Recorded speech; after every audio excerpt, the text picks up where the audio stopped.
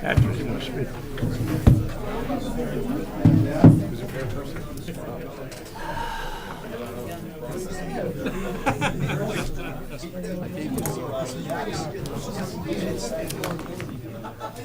You're a couple.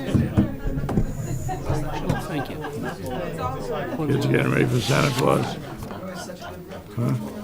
Your kids getting ready for Santa Claus? Do you know, it's not been a huge deal. When my older one was 2, she loudly declared that he was just made up, and we didn't know what to say. We're like, and now she's all into it. So we'll have to see what happens this year. We just kind of filled the stockings and moved them on the sofa, and we haven't made a big deal out of it. But he just does the stockings at our house, so.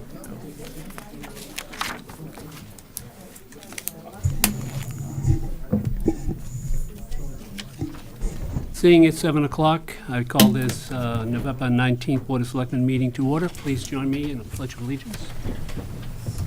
I pledge allegiance to the flag of the United States of America and to the republic for which it stands, one nation, under God, indivisible, with liberty and justice for all.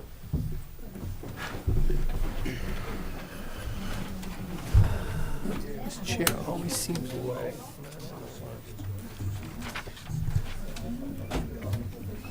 Okay, we'd like to make note that Chelmsford Telemedia is broadcasting this meeting and recording it for later rebroadcast. We have one member of the press here tonight. Lowell Sun, anyone else? Thank you.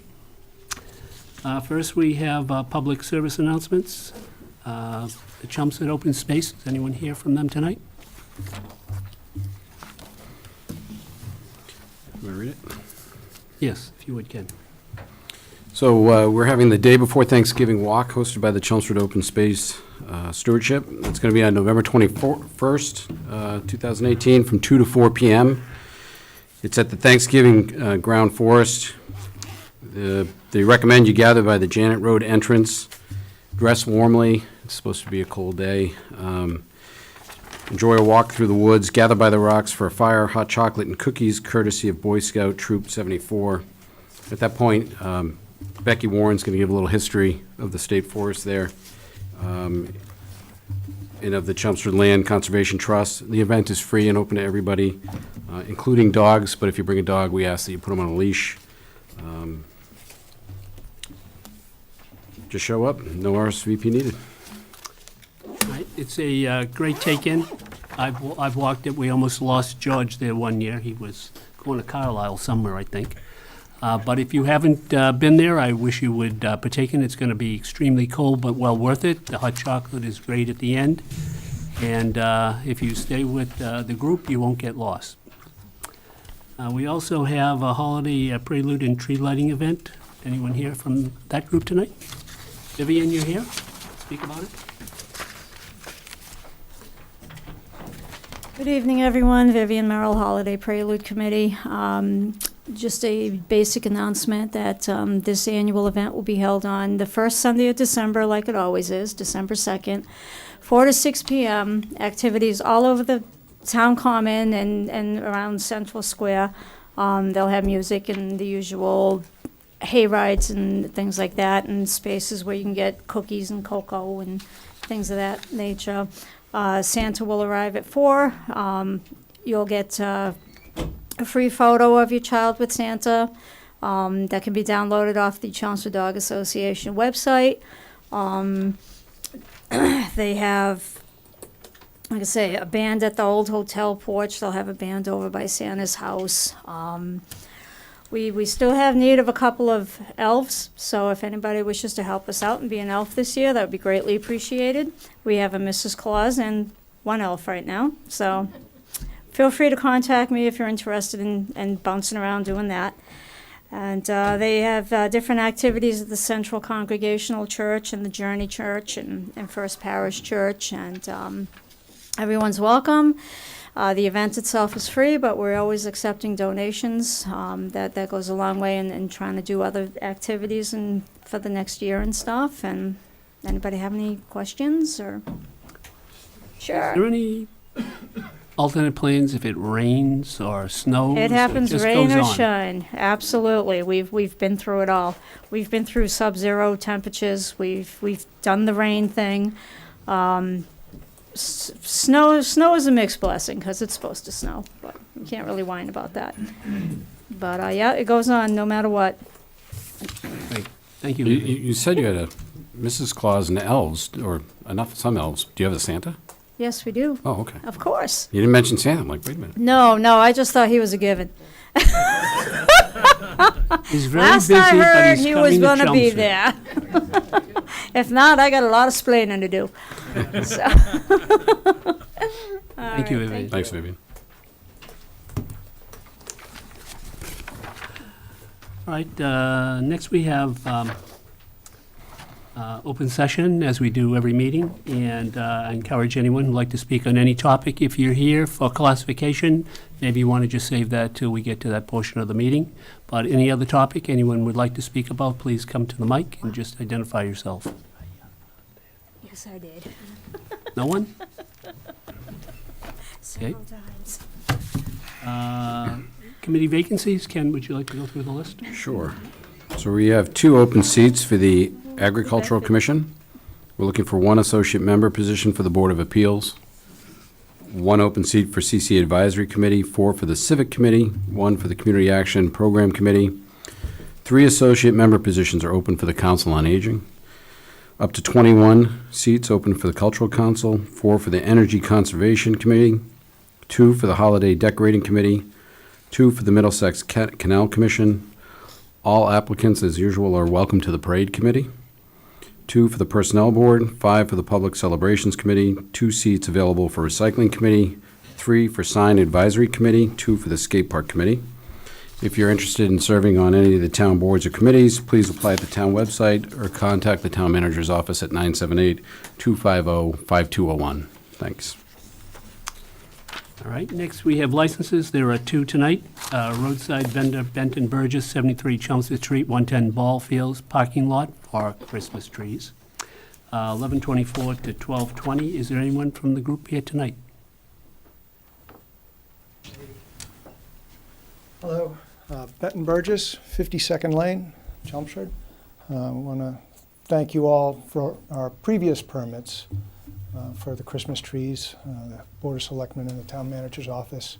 It's been great that you guys allow us to do this each year. The fundraising goes to the Travis Roy Foundation. Travis Roy is a Boston University hockey player who was paralyzed in a hockey accident.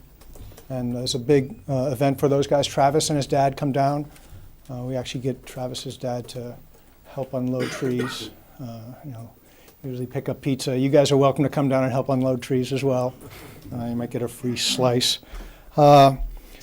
Each year I try to give a quick update as to some of the progress that we've made at the foundation. Is there time for that? Take a minute or two. Sure, absolutely. Last year we talked about some of the epidural implants that the foundation has been funding. The foundation, just to let everyone know, the foundation does 2 things.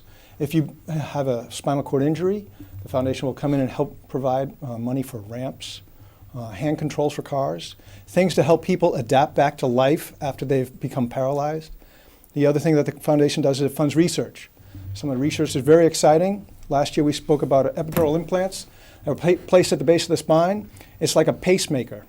It provides an electrical stimulant to the spine. All the activity of our brain is electric impulses.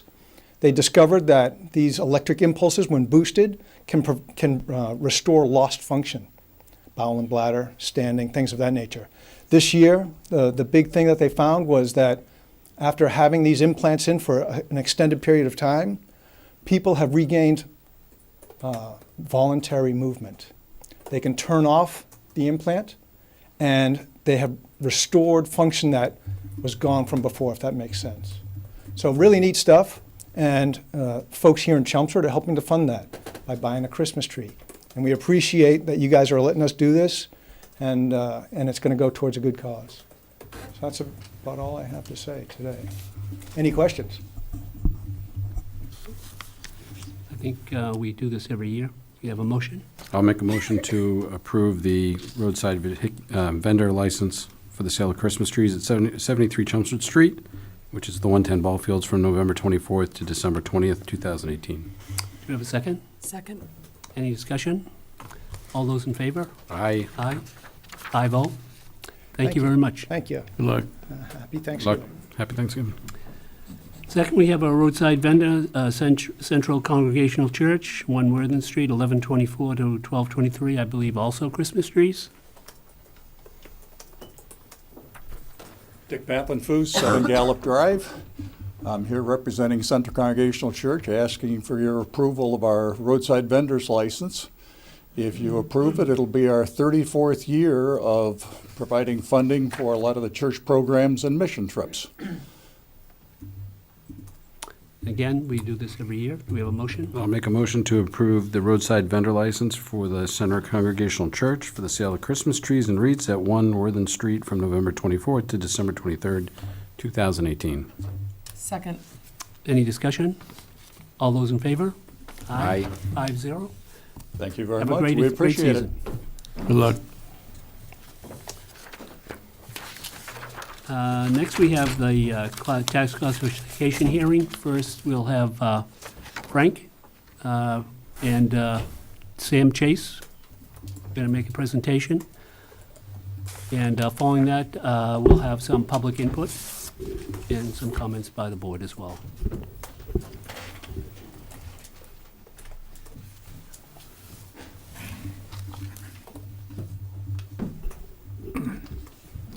Good evening, Mr. Chairman, members of the board. For the record, Sam Chase, Board of Assessors, speaking for the board at this hearing. Our board is appointed by the town manager and consists of 3 members, currently Sam Chase, Jack Duffett, and Kevin Sullivan. At this time, we would like to acknowledge the outstanding contribution of our former attorney member, Elise Magnant, who retired this past year. And we are especially pleased that Attorney Kevin Sullivan has rejoined the board after a 5-year absence. Although all board members must qualify as assessors by taking the Department of Revenue courses and passing a state examination, we do not, as a board, manage the day-to-day assessing operations. That is done by our chief assessor, Frank Green, and his staff. In Massachusetts, boards of selectmen or city councils set the annual property tax rate. You do that every year after conducting a public hearing where you review the effects of available exemption and tax rate options on the different property classes. To help you make your decision this year, you have the benefit of the Tax Classification Study Committee report that you commissioned this past spring, along with our annual presentation. Tax Classification Study Committee members made a considerable effort to ensure the accuracy and sufficiency of the information presented in their report. Frank Green and I attended most of the meetings to provide technical assistance and guidance, and we can assure you that the report's conclusions and recommendations are soundly based. In addition, Frank has revised our presentation this year to include enhanced information on the small commercial and residential exemptions to illustrate how those options may impact property taxpayers. And we hope that you'll find this package informative. Now, before getting into the presentation itself, we'd like to briefly review how assessors arrive at an assessed value for a property. There are 3 methods used to determine real estate value. They are the sales, cost, and income capitalization methods. The law requires that assessors use at least 2 of these methods to determine value for a residential or commercial property. Many people assume that residential values are determined only by looking at an individual property sale or only by doing sales comparisons. Those assumptions are wrong. For residential properties, assessors use the cost and sales comparison methods together to arrive at a value, as the law requires them to do. The valuation process is not arbitrary, nor is it subjective. Assessors collect real estate sales data to determine the market. That's the sales method. They use individual property data that includes building size, age, construction quality, physical condition, and use restrictions to determine structure value. That's the cost method. They take property characteristic and sales data together. They apply relevant building cost and depreciation schedules, and then use standardized methods confirmed by statistical testing to arrive at a market value for a specific property type.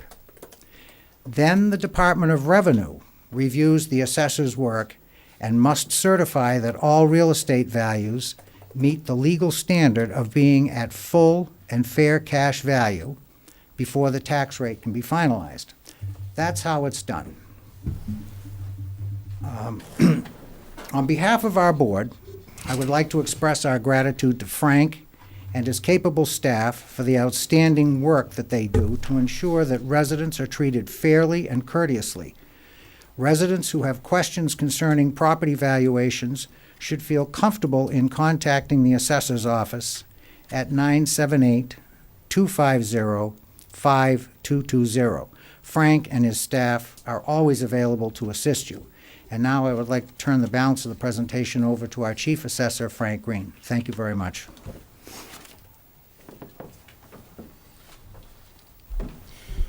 Thank you very much, Sam. Thank you, Mr. Chairman.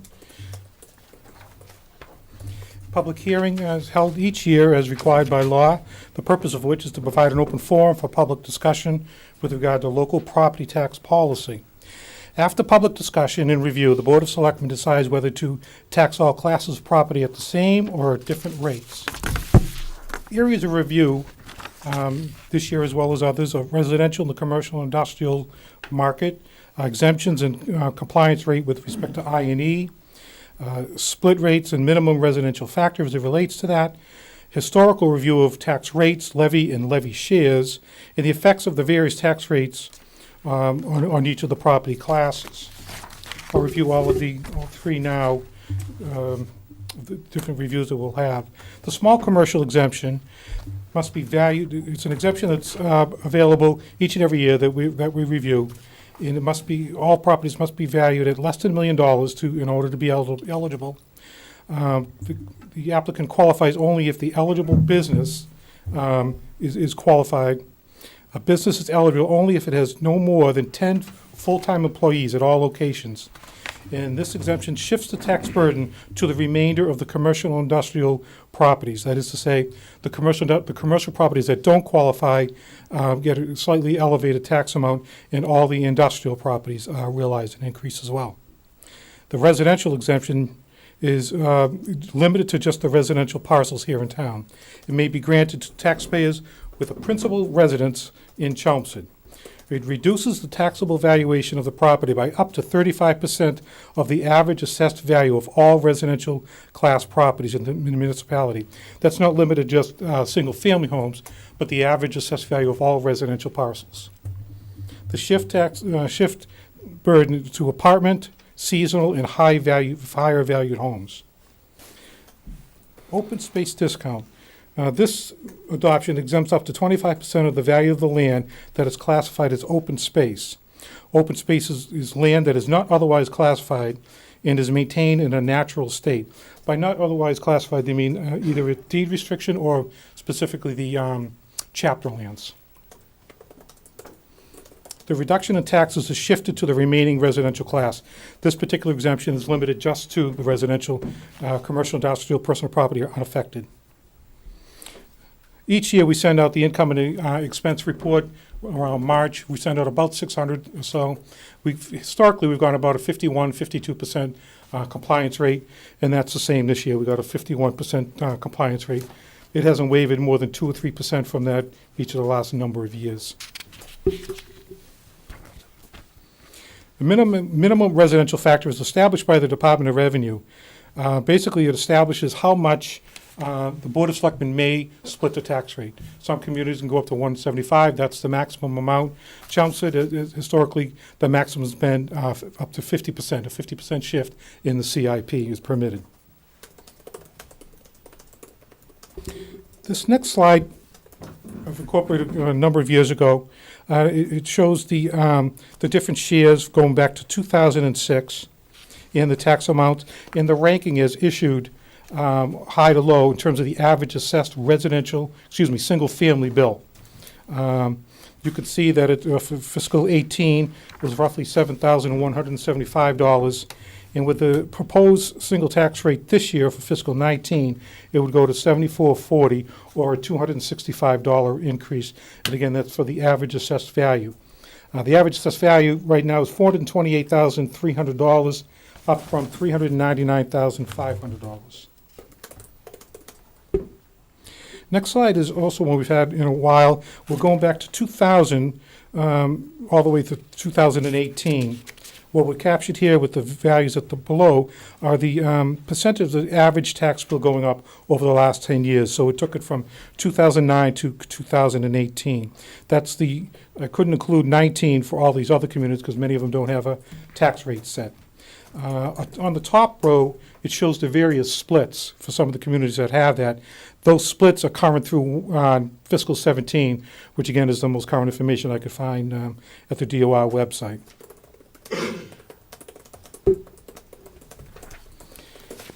This slide just shows kind of a snapshot in 10% increments of splitting the tax rate and its impact on a couple of different valued properties. For the residential, you can see we have captured the 200,000, 300,000, 350,000. The 200,000 is sort of reflective of what a condominium, a typical condominium might be valued at.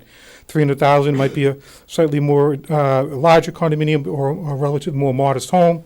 And the rest, as you can see, 350 and the 428,300 obviously is the average assessed single-family property. The commercial property, just over $1 million, is the average commercial property valuation, and the $1.8 million is the average industrial. Again, it's 10% increments. You can kind of see just looking at the $428,000, the average assessed residential, that it increases from $7,400 to just over $6,600. Conversely, the commercial property goes up, say, $18,000 up to, at a 150 split, to $27,100. The single-family properties, in terms of kind of increases that we saw in terms of the valuations in the market, I went up about 7% on single-family homes, over 8% on condominiums this year. We have over 2,600 condominiums here in town, and the market was very strong for those that particular sector. The commercial, somewhat less robust. The commercial itself went up about 4%, and the industrial went up about 4.7%. Personal property went up about 10%. This next slide is one we put in last year, and I updated it this year. This is showing Chelmsford, obviously, at the top, and then abutting communities to Chelmsford, and then going out in circles, abutter to abutter. And what this is capturing is, what is intended to look at is which of these communities have a split tax rate. It shows quite a bit of data here, but these are the different rates that are out there. It also shows the levy share, so you can get a sense of what the split is, certainly, but what is the commercial industrial share? What percentage of their base is CIP? Next slide just shows the, in terms of a graph, the kind of a visual aid for what a splitting of the tax rate does. Obviously, to the far left, a 1737 proposed single tax rate, and as you move up, you can kind of see that the residential drops off, and the tax rate increases up to, on the 50% by 50 mark of 50%. This next slide is a busy slide, grant you, but this shows every single up to by increments of 1%, 1% through 150, and what the impact would be on various assessed properties. With the residential, what I've shown here, again, focusing on the 428,300, is how much for each percent it would go up in terms of dollar amount, or go down actually, and then the percentage that it would go down. Similarly, with the commercial, they're just over $1 million. You can see the increase going up. And I didn't assign a percentage to it because whatever adopted percentage by the selectmen is the percentage that the commercial industrial will go up. To the far right is the residential factor. This is basically reflects it's really a percentage. Whatever percentage you're looking at is the percentage that the residential is paying if they had a single tax rate. So in other words, at the top, it's a 1, meaning they're paying their full share. As it goes down, they're paying different lower percentages as you move through the shifts. The residential exemption. The residential exemption is not frequently voted on, not frequently acted on, and it shifts the tax burden within the residential class only from lower valued properties to higher valued ones into those non-residents. The exemption does not apply to accessory land or summer homes or residential properties not occupied by its owner. Adopting a residential exemption increases the tax rate. This higher rate creates a shift within the residential class that reduces the taxes paid by the homeowners with moderately valued properties. The CIP are unaffected by this exemption. By statute, the exemption can be no more than 35% of the average assessed value of all Class 1 or residential parcels. That's not limited to just single-family homes, but all residential. The average residential parcel was $379,600 this year. It may be applied to residential parcel that is the owner's principal place of address as of January 1, as used for state income tax purposes, as I said. May be granted in addition to any other exemptions allowable under Mass General Law, Chapter 59. That would include elderly exemptions, deferrals, and veterans exemptions. For FY19, as I said, the average residential value was $379,600. This next slide, I had put ones out last year that didn't really hit the mark as well as I had hoped in terms of being able to illustrate the impact of a residential or a commercial exemption. So what this intended to do, and this was kind of come out of the Tax Classification Committee study, I kind of pulled it from their report. It was kind of a spreadsheet that was cobbled together by a number of us. This kind of shows the eligible parcels, what the impact, assuming a 10% shift in the residential exemption. You can kind of see the valuations moving through here, say for $428,300. The impact would be, obviously for a single tax rate on the far left, $7,400 with a $26 savings. For eligible, for non-eligible, it would be a hit of $752. You'll note just above the $428,300 is $412,100. That's pretty much the break-even point for this exemption.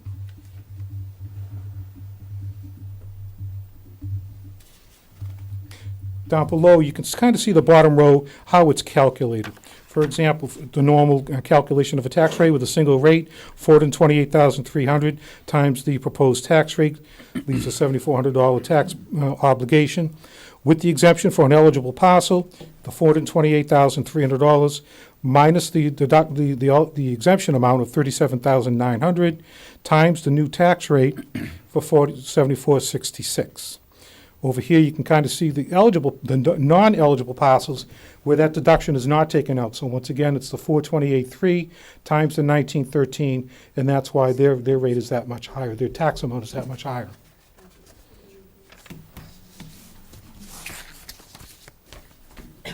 Small commercial exemption shifts the tax burden by the adopted percentage up to 10% allowable from eligible commercial parcels to non-eligible commercial parcels in all industrial parcels.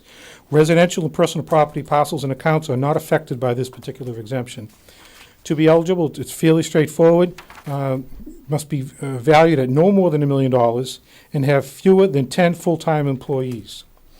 Business certified by the Director of the Department of Unemployment Assistance as having an average annual employment of 10 or fewer people at all locations during calendar 2017. It's worth noting that the owner of the parcel receives the exemption, not the eligible businesses themselves, which the eligible businesses themselves are what make the parcel potentially eligible, but that's not necessarily passed on to the business. This next slide similar to the residential slide, shows the potential impact. Once again, to the left, you can kind of see that the 1737 times the property valuation gives the approximate taxes. Once you slide to the middle section, non-eligible parcels begin to kind of go up in value somewhat modestly. But for those that don't qualify, that are eligible, you can see their valuations, their tax obligations going down somewhat dramatically, stopping, of course, at $1 million, because anything over $1 million is no longer eligible. Once again, there's no assurance that it'll be passed on to the tenants. A multi-tenanted building, if you have 5 or 6 units, 4 of them qualify, a couple of them don't, then the building would not be eligible. That concludes my presentation. Any questions of the board at this point?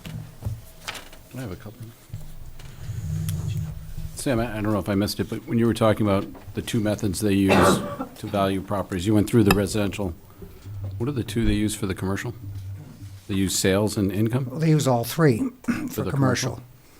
But for commercial properties that are primarily leased properties, the income capitalization method is considered the most reliable, but state law requires the use of 2, but basic appraisal science in terms of valuing commercial properties really requires the use of all 3 methods. So for commercial, all 3 generally are used.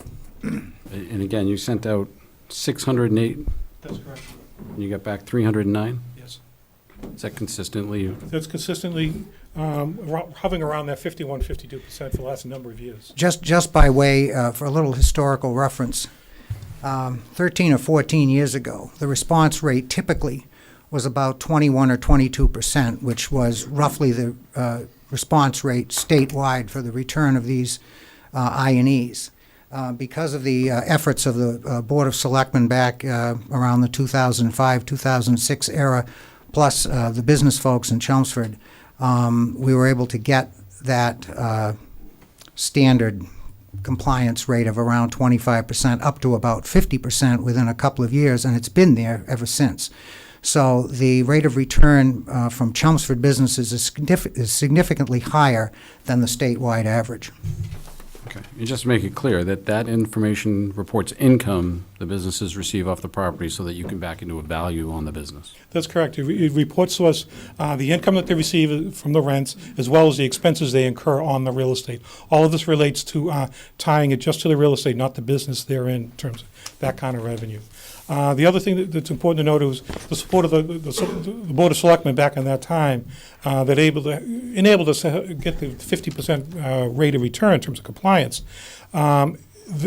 A penalty is sent out. For anybody who does not comply to this, law provides that I can give them an I&E lien or a penalty for $250. At the time, the minimum amount was $50, I believe. But with the support of the selectmen at the time, we upped it to $250. And that, along with getting the word out there, frankly, at the time, and the business community really responded well. And so the compliance is up to the levels that we have now. Do you think that $250 is still a fair fine for noncompliance, or? It's the law now. It's the letter of the law now. Some businesses, some property owners simply make the business decision, frankly, not to furnish me with that information for competitive reasons is what they would cite to me. Okay. I assure them that it's kept confidential, which it is. I can't give that to anybody. I can't sell that. I can't do anything with it other than internal use. And if they don't return the I&E, they foreclose their right of appeal for an ATB case. Okay. And then another question on the chart that you gave us about the list of towns since 2000 that have had a shift.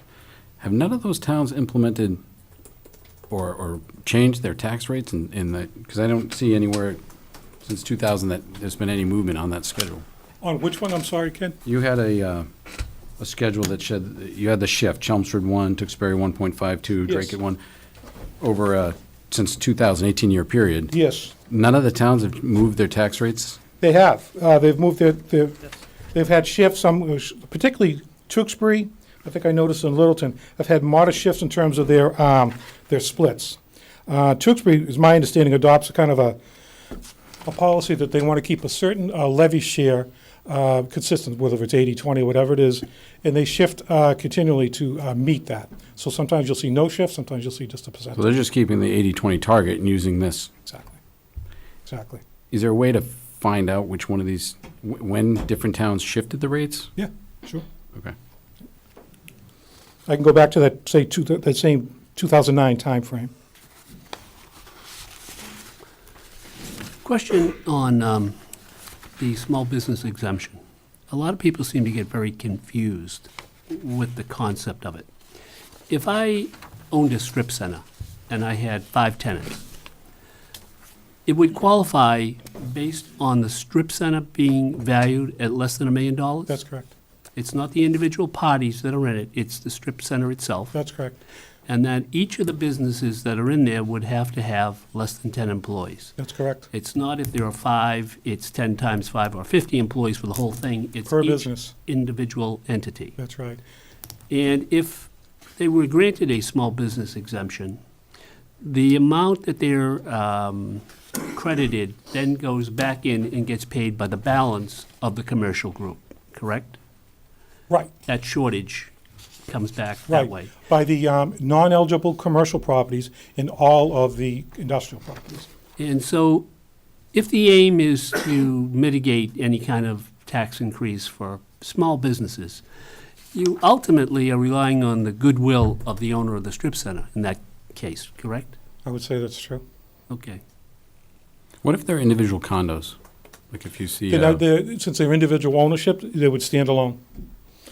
They would stand alone, so each one would be considered individually, even if they're, townhouse style, if you will. Yeah. And I know it hasn't been done in the past, but can it be done in the future that there is some way, some means to get a grassroots feel for how Chelmsford is doing economically? In other words, businesses come, businesses go. Hopefully, more businesses come than businesses go, and that the quality of the businesses that come are better than the businesses that were here.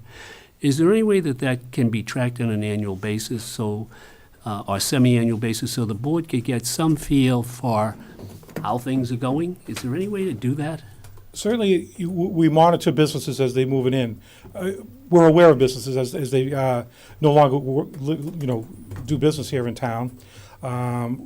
John and I watch that fairly closely for personal property taxes.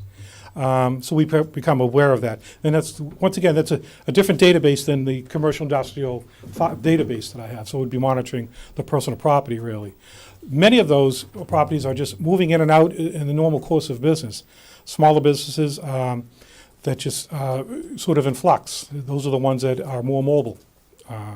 But certainly, yes, to answer your question, I could start a database that kind of tracks how many are in, who we're in. It's roughly 1,100 to 1,200 businesses that we have in town right now. So it would give some flavor for how we're doing. It got a lot of variables, but something is better than nothing. Can it be also done by manpower? How many people are employed by these businesses, or you don't have access to that? I don't have access to that kind of data. To the extent any of that data is available, there's a lot of socioeconomic stuff on the DOS site, but it's in the larger sense of the numbers, nothing per business or anything like that I'm aware of. So that could be reported on twice a year, let's say in June, and at this meeting every year to give the board some The idea business, of the how we're businesses doing. moving in and out, the count, what kind of flux there was. Yep. If I could make a suggestion, Mr. Chairman, that might be a question that you could ask of the Economic Development Commission and also of the Economic Development Director. I think they're in the process of developing databases that address some of the questions that you've asked. Thank you. Any other questions at this point? All right, I hope you stay here, Frank. I'm here. Okay. Can I ask we one have- more question? Go ahead. So over the weekend, I was watching other towns' tax classification meetings, just going through to see what other towns are going through right now and their pains. And I noticed in a few towns, Sam, I'm sorry for surprising this on you, but the assessors actually make a recommendation. Is there a reason why you guys don't? Yes, there is. And you're absolutely right. In many towns, Board of Selectmen asks the board itself, or they may even ask the chief assessor, the employee, to make a recommendation, and they do. About 10 years ago, when I came on the board, we discussed that particular possibility, and by unanimous agreement of the board, we felt that that was an inappropriate thing for the Board of Assessors to do.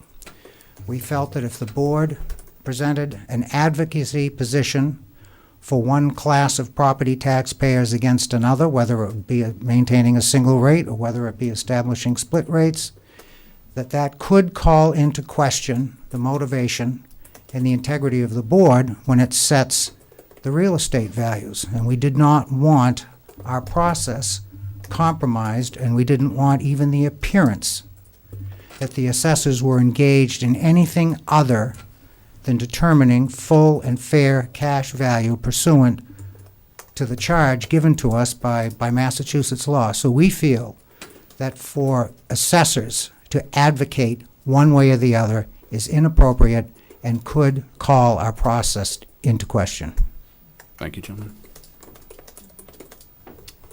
Any more? I'm done. All right. Do we have anyone from the public who would like to speak on the issue? Hi. Good evening. My name is Laura Smith, 2 Whippletree Road, and I'm here this evening on behalf of the Economic Development Commission to share with you our committee's thoughts regarding splitting the tax rate. The Economic Development Commission's mission is to maintain and grow the town's commercial tax base across all of our business districts.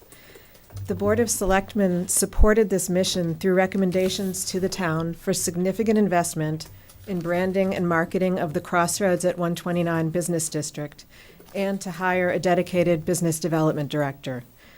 The Economic Development team is working hard to improve processes and communication to make Chelmsford more welcoming to new businesses. We're engaging with existing property and business owners to listen to their needs and let them know that we're here to support them. Now is not the time to split the tax rate. We need to maintain a welcoming atmosphere as a competitive advantage through our single tax rate, not to communicate a residence versus business philosophy. Splitting the tax rate now will only frustrate the board's vision to recharge economic development in Chelmsford. Thank you for your consideration and time this evening.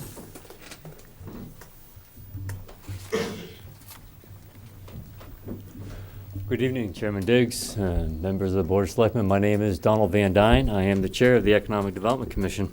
And before I begin, Mr. Diggs, I just wanted to address your suggestion and Sam's reply. I think it's a great idea.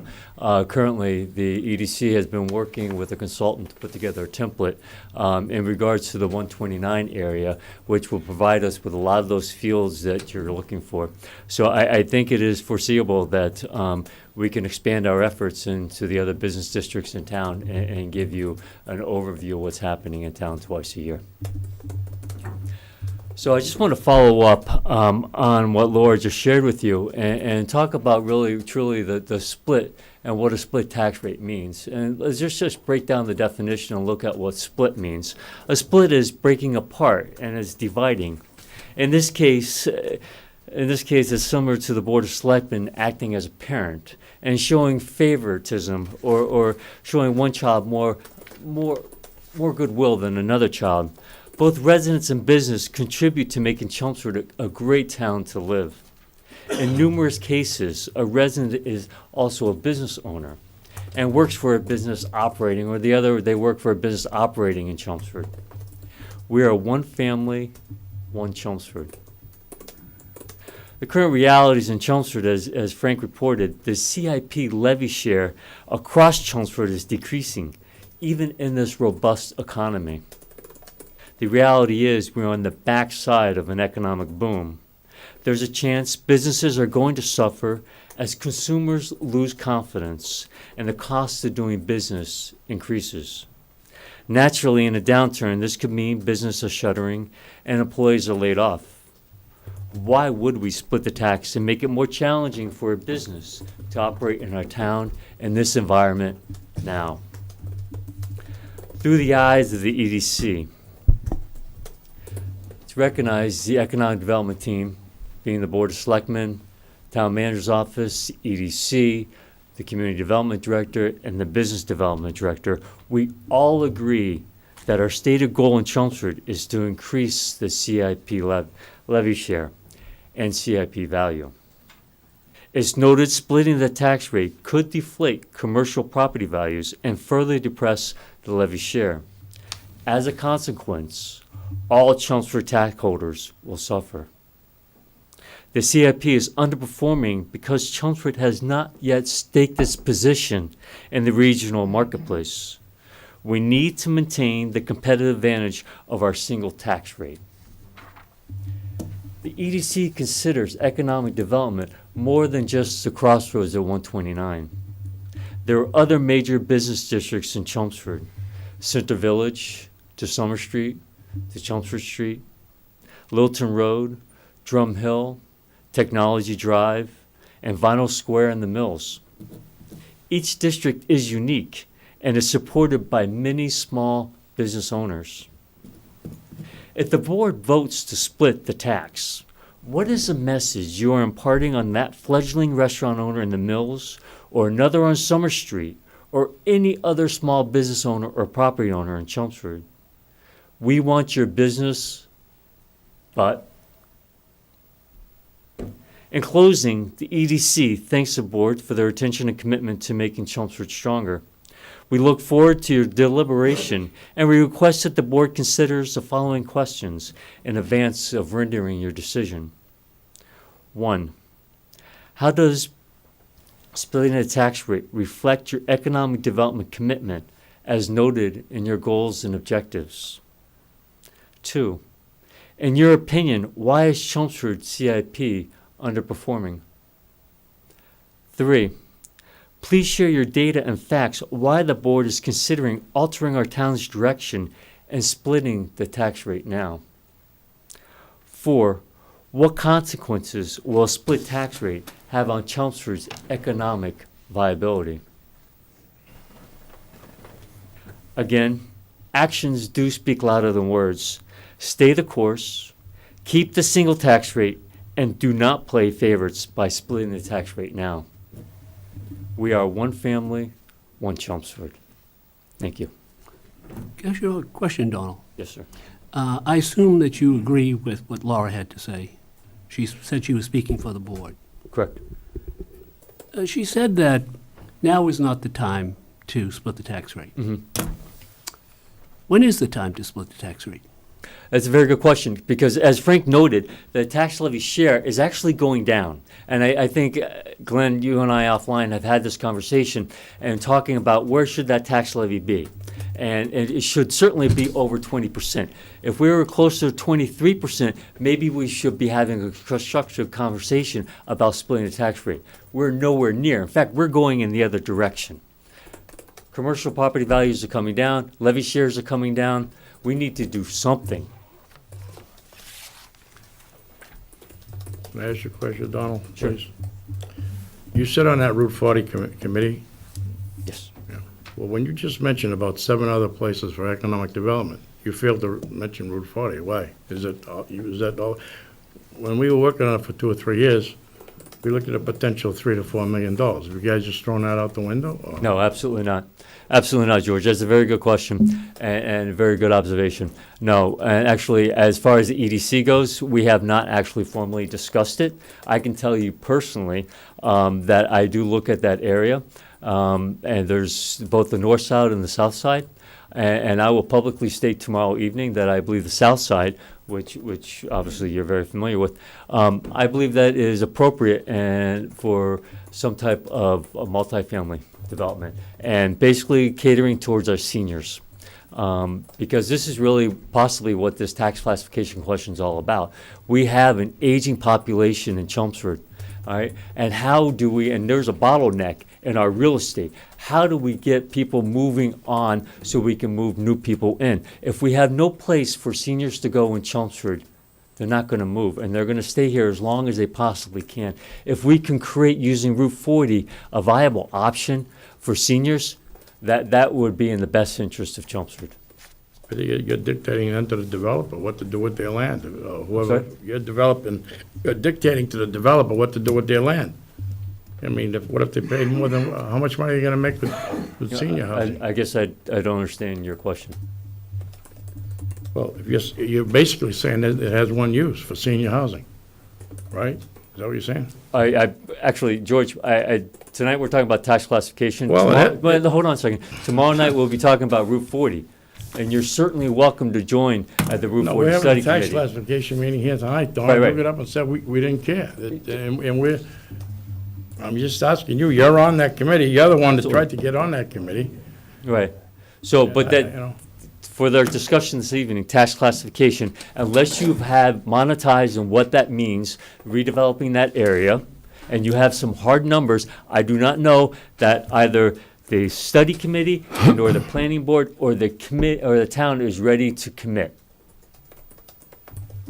Donald, Apparently you are. did you attend or watch any of the tax classification committee meetings In years past? in the past year when they've had their committee? Oh, yeah. You have, Yeah. I assume. Yeah. And during their presentations, there were many of them, looking at it from one direction, looking at it from another direction.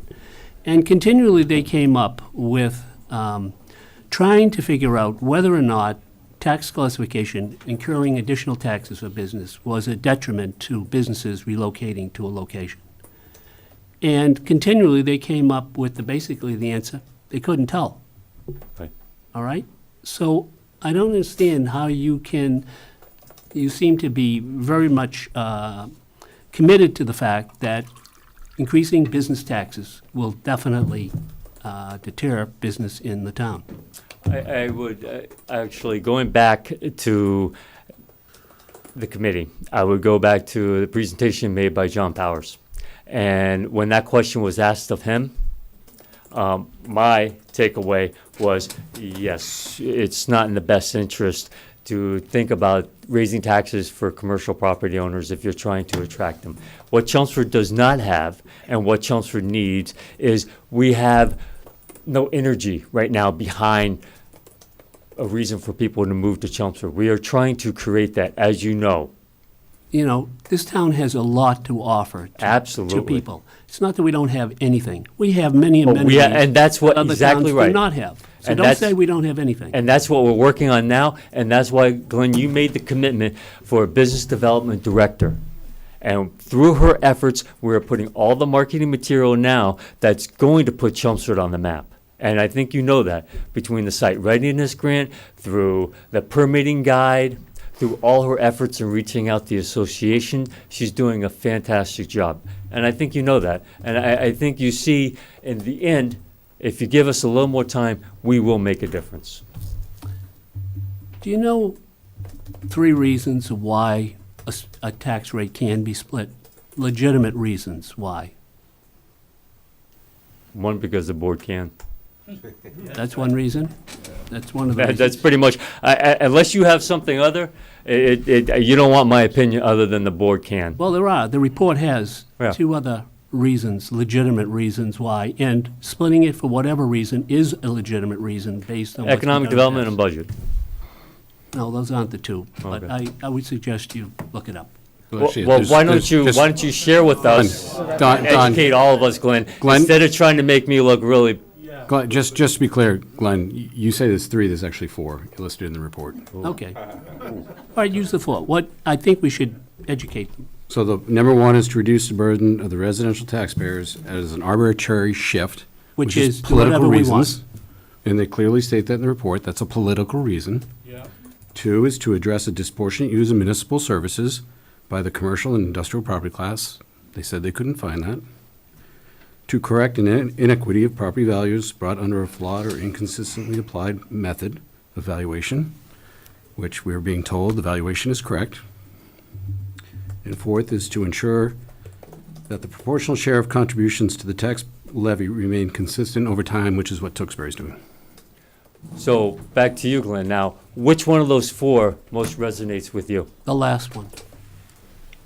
The residential side of the equation. Can I just ask a question here? I mean, this is a public hearing, and we're looking for public input, and it shouldn't be I don't feel like it should be the function of this board at this time to have a debate with people that are presenting their testimony, their opinions, which you're entitled to have, to this board until the public hearing is closed, and then we have our internal, our board debate, our deliberations before we take our vote. I mean, it sounds like some of that is already coming to the fore, and I don't believe it should. If it's okay with you, Glenn, I believe that's a great suggestion. You and I can continue this dialogue offline. And/or I'll be back on December 3rd, so I would we rather can talk then. continue it publicly. Yeah, we can do it December 3rd and give these people here that are coming out tonight an opportunity to speak as well. Absolutely. Great, thank you. Good evening. My name is Peter Lawler, and I'm a property owner here in town. I have an office over at Village Square, which I own and where I operate my business. Additionally, I was a resident here for 56 years, ending in 2015 when we moved out of town. But something that I have in common with the five of you is that I sat where you're sitting 20 years ago. 20 years ago tonight, as a matter of fact, pretty close. I just pulled the minutes to that meeting.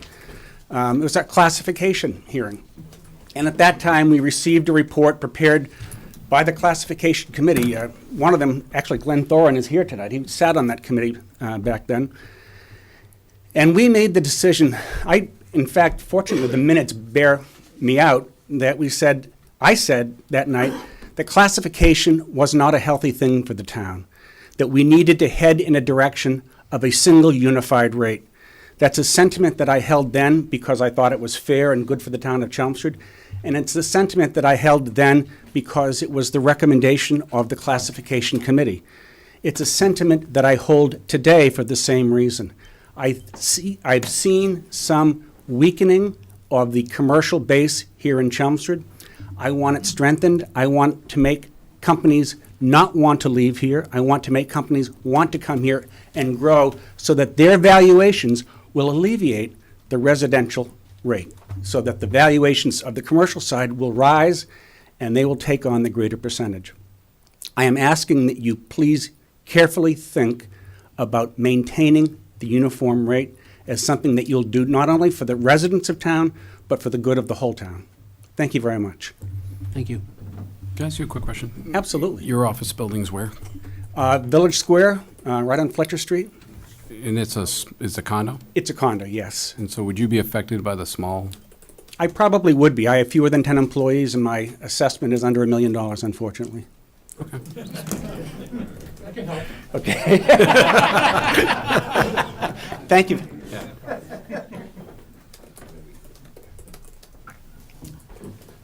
Glenn Thorne, Precinct 5 Town Meeting Representative, and I have to say before I begin, the speakers that came before me were quite eloquent.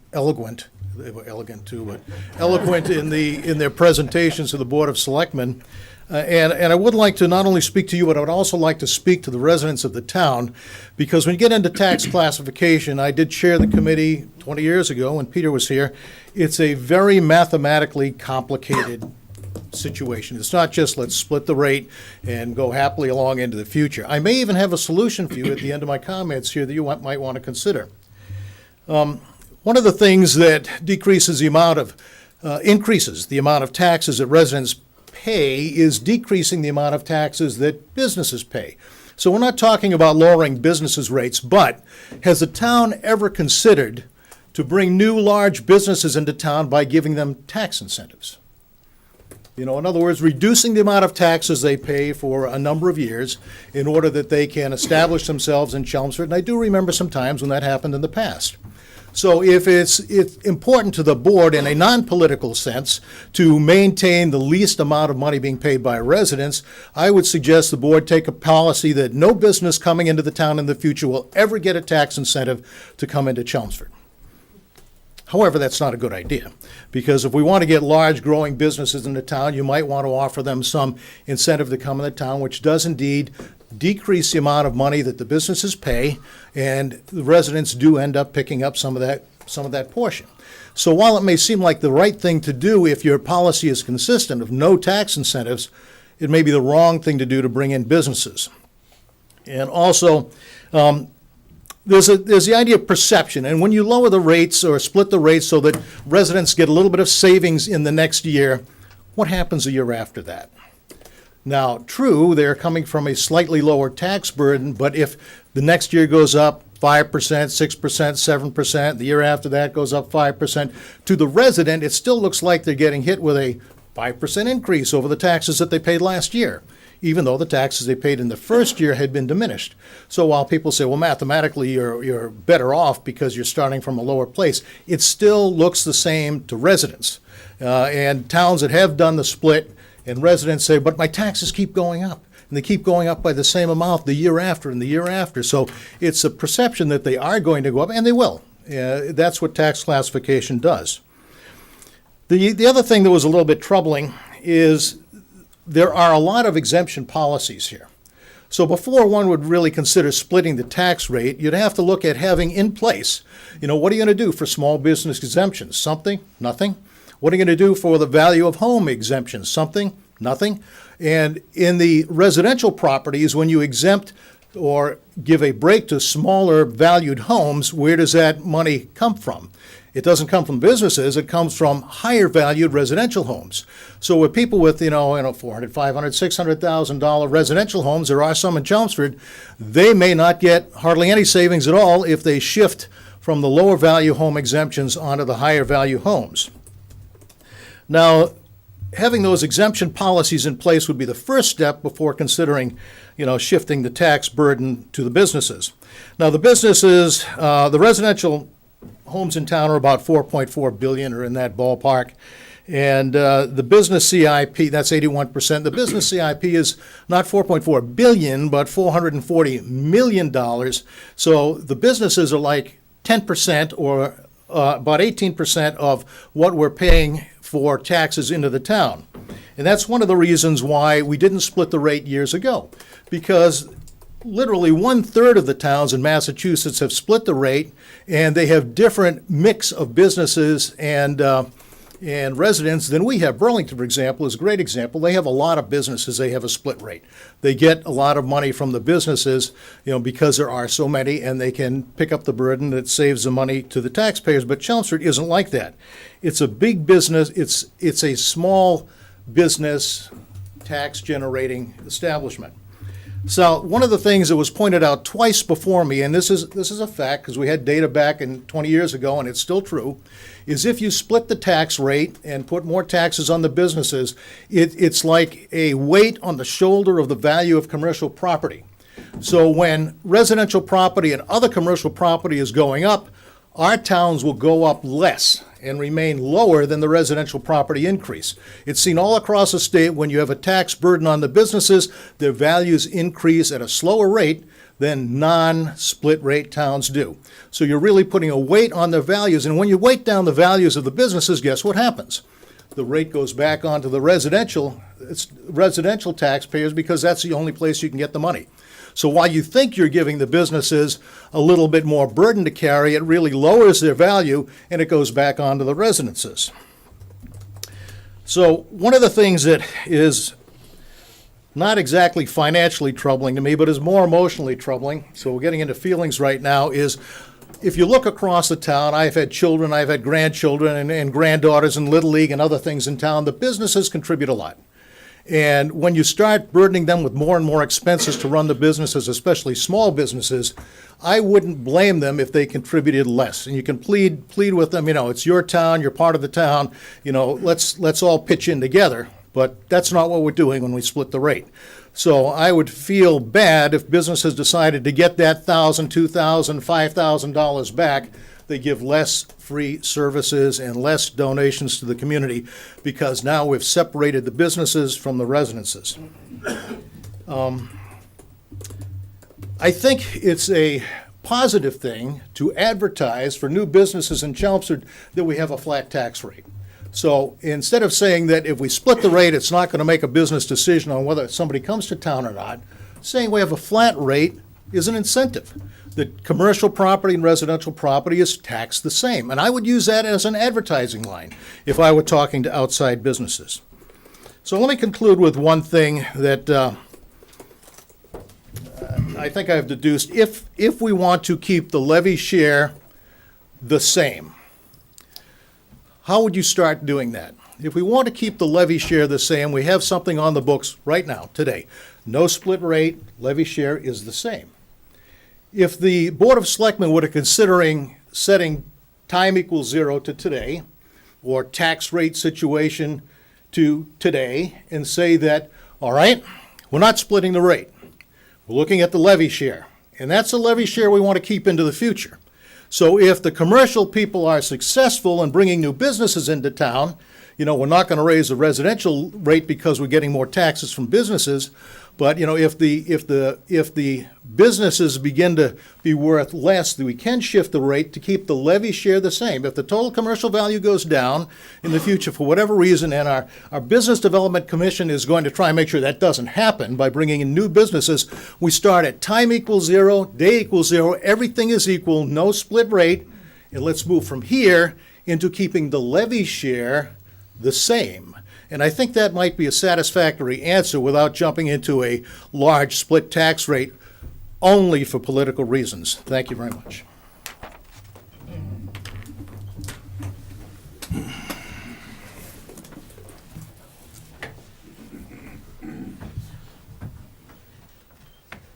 The former speakers have been very eloquent, and I might as well throw this away.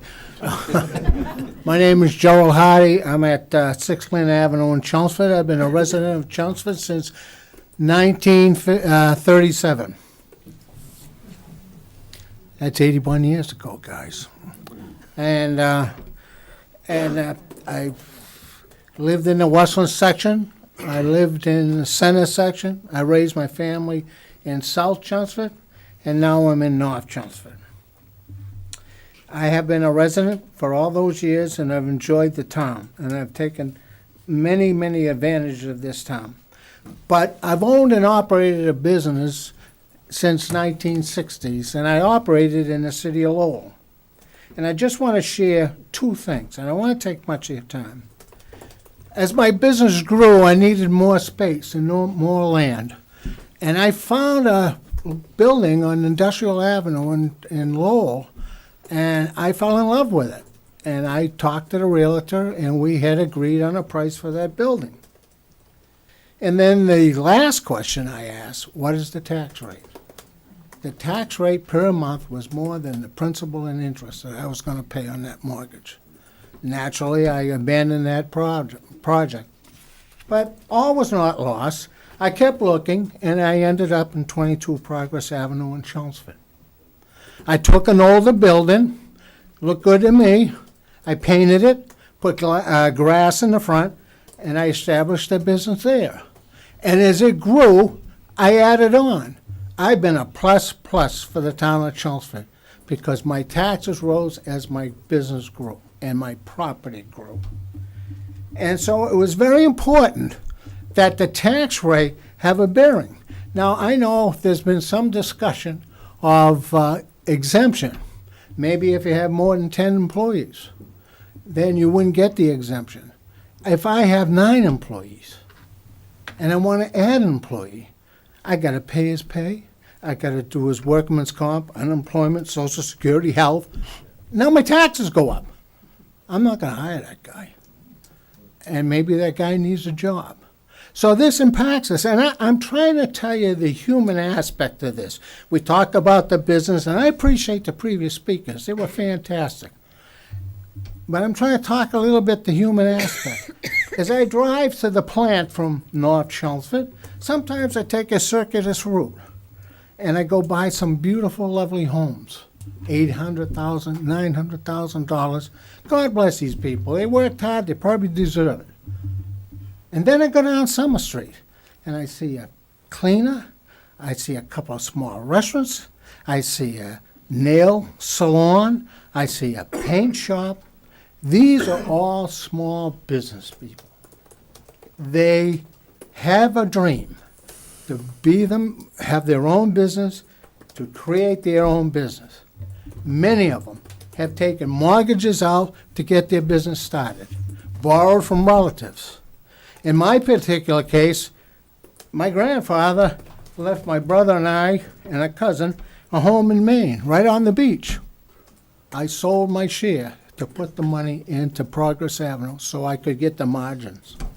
So when we talk about small business, big business, remember these are human beings.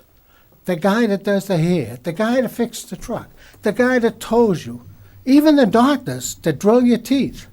These are human beings. These are the folks you're going to impact. You want to help them. You don't want to hinder them. Thank you for your time, and I hope you do the right thing. Thank you.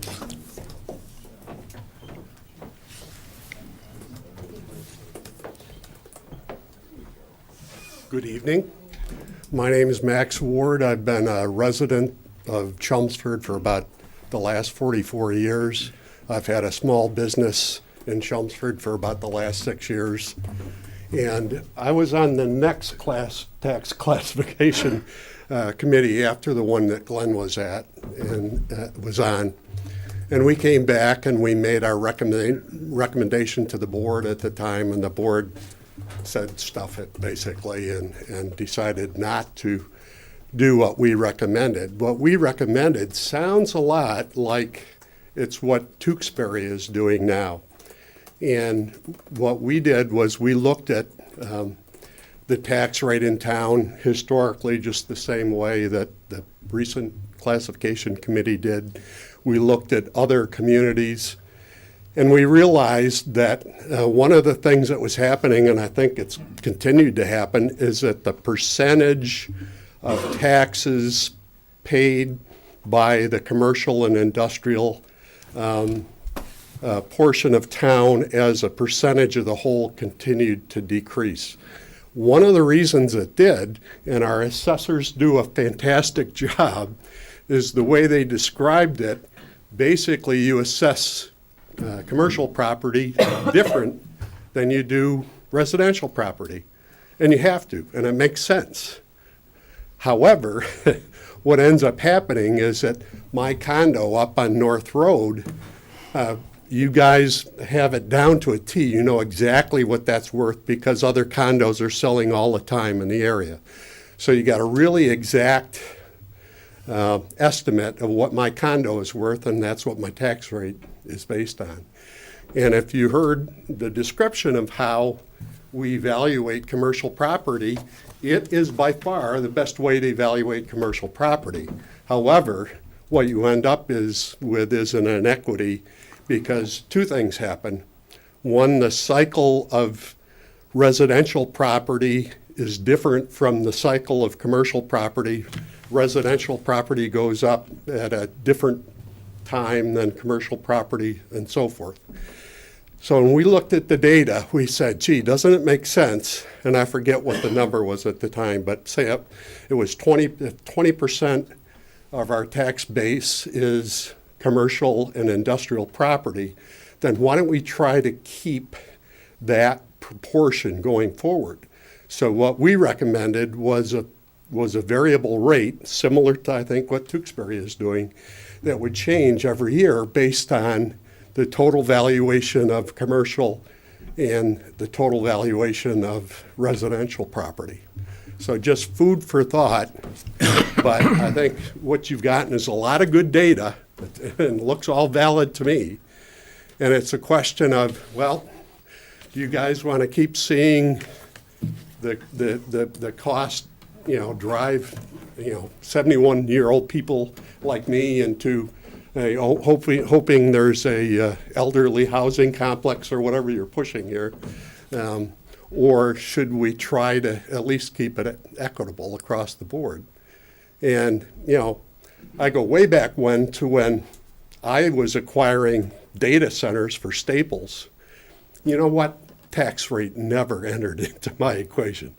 I looked at what the cost per square foot was. I looked at things like what was the power grid, what were the other utilities, where do my people live? And that's probably the same thing that everybody else does when they decide to come to Chelmsford or not. So, I view the tax rate as basically a smokescreen.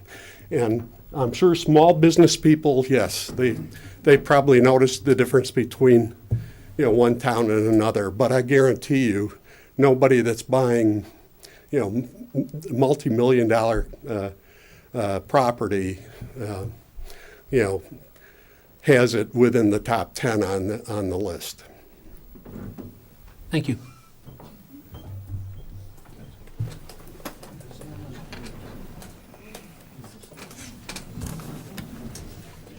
Hi, I'm Tom St. Germain. I've lived in Chelmsford for 60-plus years. I've been paying real estate taxes for 53 years. Before that, my folks paid real estate taxes in this town. And for all those years, those 53 years that I've written a check, not one time have I said, gee, I wish there were fewer businesses in town. Businesses aren't driving the expense of this town, and we all know that. Businesses plow their own driveways, they mow their own lawns, they fix their own sidewalks. That's not the case for the rest of us. Businesses are a very real plus. I'm not going to repeat what lots of the prior speakers said about equity in their business and mortgaging your house and things of that sort. But to the prior speaker's point about tax rates, I can guarantee you that Amazon looked at tax rates very, very closely with their HQ2 process. They got millions, not millions, billions, correct that, with a B, big B, as you know, in New York and in Virginia. Towns were falling over themselves, competing. I don't know how many there were, 20, 30, 40 towns, Boston included, to get Amazon, and they paid billions of dollars of concessions.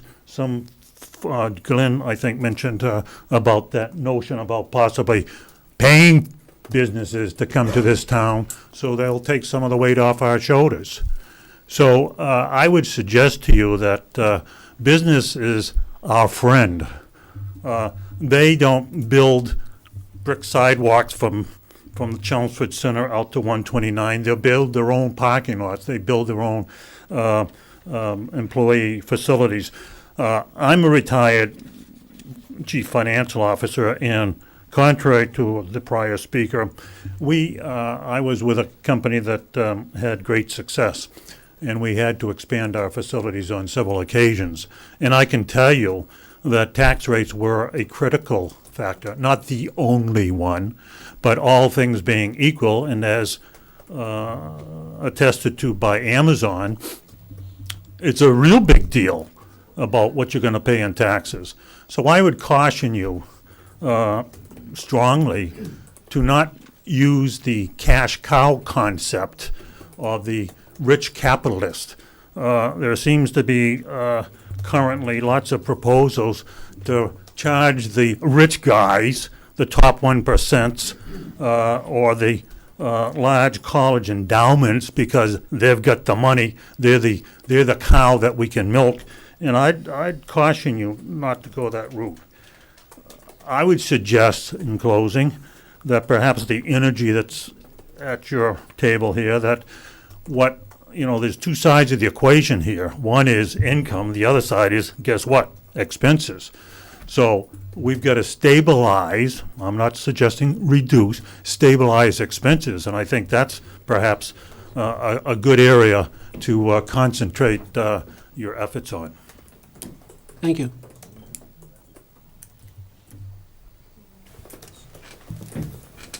Anyone else? Ashok Patel. I represent the 3 hotels that are in town. Everybody that's come forward to speak in favor of business, thank you very much. We share the same sentiment. Just want to point out a few things that made, what made us invest in Chelmsford. Obviously, same tax rate was one of the reasons why we've expanded our business model into Chelmsford. Our properties are on average paying over $300,000 in taxes. We contribute to the lodging tax, which the town gets 4.25%, I think. That's another $300,000+ a year. If we have to stabilize our property taxes, it allows for us to reinvest more into the property, which in itself will increase the value, bring in more business as far as tourists and travels are concerned, will generate more lodging tax. So it's a cycle that keeps on paying. Business like ours they don't put any stress on the town pretty much. So like, we're not using the school system, we're not having any trash pickup. We pay for one trash pickup, about $60,000 a year. Water and sewer rates, so we're paying about 20% more as commercial property water and sewer rates, I believe. 15 to 20% more than residential sewer rates. And then last but not least, we would continue to invest in Chelmsford with our hotels that we have, keep them updated, keep them relevant, keep them clean. Obviously, it's our business to do so, but it would be easier to do so if our taxes didn't change. Because we have a business model that's modeled after certain tax expenses based on historic, so we can estimate they're going forward. Thank you.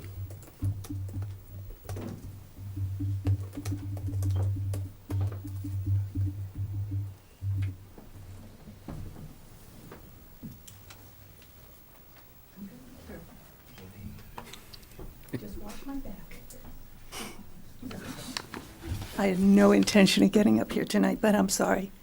Helen Blasioli, 19 Augusta Way, and I do want everybody in this, anybody sitting up front knows, anybody behind me might not, but I was on the Split Tax Classification Committee. We did a phenomenal job.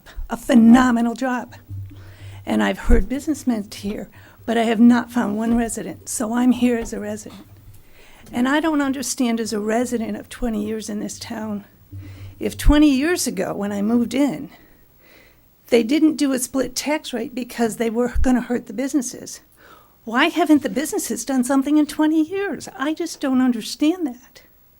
And I think there's a few other things that were said. Philly White came in on the last meeting we had. He said, businesses don't look at split tax rates. I want you to know that there are many, and I think you businessmen need to know this too. You want people to do things? There's people who won't come into this town because of our tax rates. There is a big difference for residents too.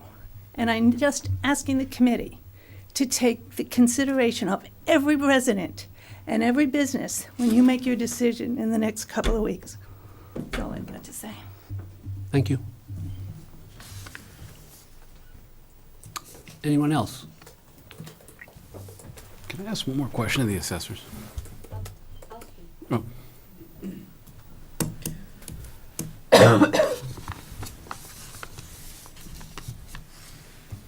Shirley Eaton from Sunny Acres Nursing and Rehab Center, 254 Billerica Road. Everybody knows, starting when you get off from Route 3 and you see the old Comcast building, then all the ways down Billerica Road, almost to Sunny Acres, they're empty buildings. And so I was thinking, if I was a big business owner, would I come to Chelmsford if you split the rate? I don't think so, because I could take that big business and I could go to Billerica, I could go to Westford, I could go to Littleton, where they have big buildings. And I thought about the small business owners in town, that a lot of them, that's the way they feed their family, they clothe their family. You raise their tax rates, and they'll have a real hard time. They will. Maybe go out of business. Then Sunny Acres. It would be real. We pay right now $133,000 a year. That's a lot. And our tax rate went up in July $6,000. So that's going to be $24,000 next year. And we get 90% of our revenue through the federal government, through Medicare and Medicaid. And our rates are set. We can't go, if I was a restaurant like Fish Bones, well, if you pay $18.95 for your fish meal, well, maybe with the, I can raise it $2, or maybe pizza, I can raise that $1. There's not much we can do. So we've been there 70 years, and I've lived in Chelmsford for 70 years. And I don't know, we have 175 people we employ, full and part-time. And I don't know, can we afford it? I don't think we can afford it. And it would be terrible if all these years we had to go out of business because, I don't know, are you really mean-spirited board? Are you an uncaring board? I hope not, but, along with us, there's many other businesses in town that we can't afford this, and I can't see why any business would want to come into town, and I think it might be a good idea. If you want to fill those great big buildings on Billrica Road, maybe you should give some tax breaks. Or why should, if you have a cash flow problem, why do, the businesses have to go and, help you with it? There should be other ways if you have a cash flow problem that you handle it. We all want to stay here. I've lived here all my life. I want to stay. And I think every other business owner here in this room wants to stay. But you need to think about this, really think about it, because personally, I don't think it's a good idea. And thank you for listening to me. Thank you. Anyone else? Guys, just a couple quick questions. What was the increase in residential values in the town over the last year? It's on the chart. We just had that at the last presentation, too. And you sent an email, and I can't remember what the exact number, but, 5.5. yeah. Frank, the single family. Frank, is this the chart? Do you need? Okay, yeah, that chart will do as well. I was breaking down more detail. The single families went up 7%, condos about 9%. In the aggregate, you can kind of see it on page, I don't know if that's enumerated. Sheet here, bear I with me. think during the presentation, you said industrial went up 4.7. About 4.7, and commercial a little about 3.5%, So- 3.6%.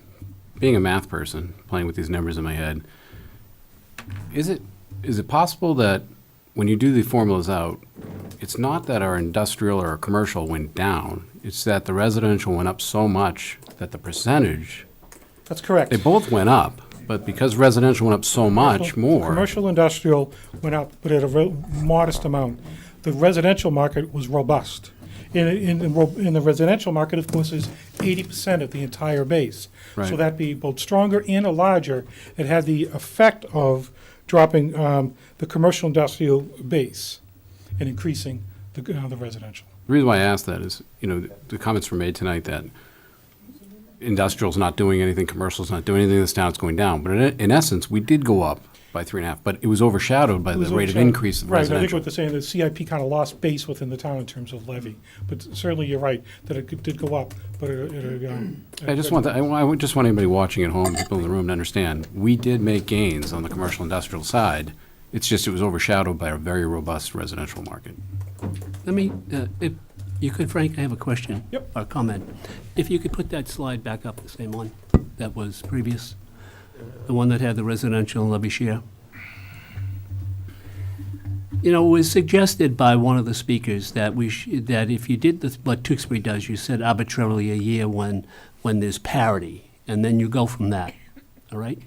If you set that year at 2011, on that chart, every year, just about, from 2011, CIP went down and residential went up, which means the residential section as a whole is paying more and more of the town services, all services, than the commercial. Now, not to say that the commercial is not going up, but it is not going up at the same kind of rate. And therefore, there is a change in the last 10 years on what was fair for one side to pay and the other side to pay as a whole. Now, you can say that, that maybe the industrial side over the years has not tried as hard, or that the residential is just happens to be this is where we are and we're in a nice location and people like to come live here. But the bottom line is that the residential total pie that pays for the bulk of the town services is bigger and is getting bigger every year than the commercial side. And that is a legitimate reason of why you have a split tax rate to bring that more into a historic point. And if you pick that point, for example, as 2011, you would be perfectly right.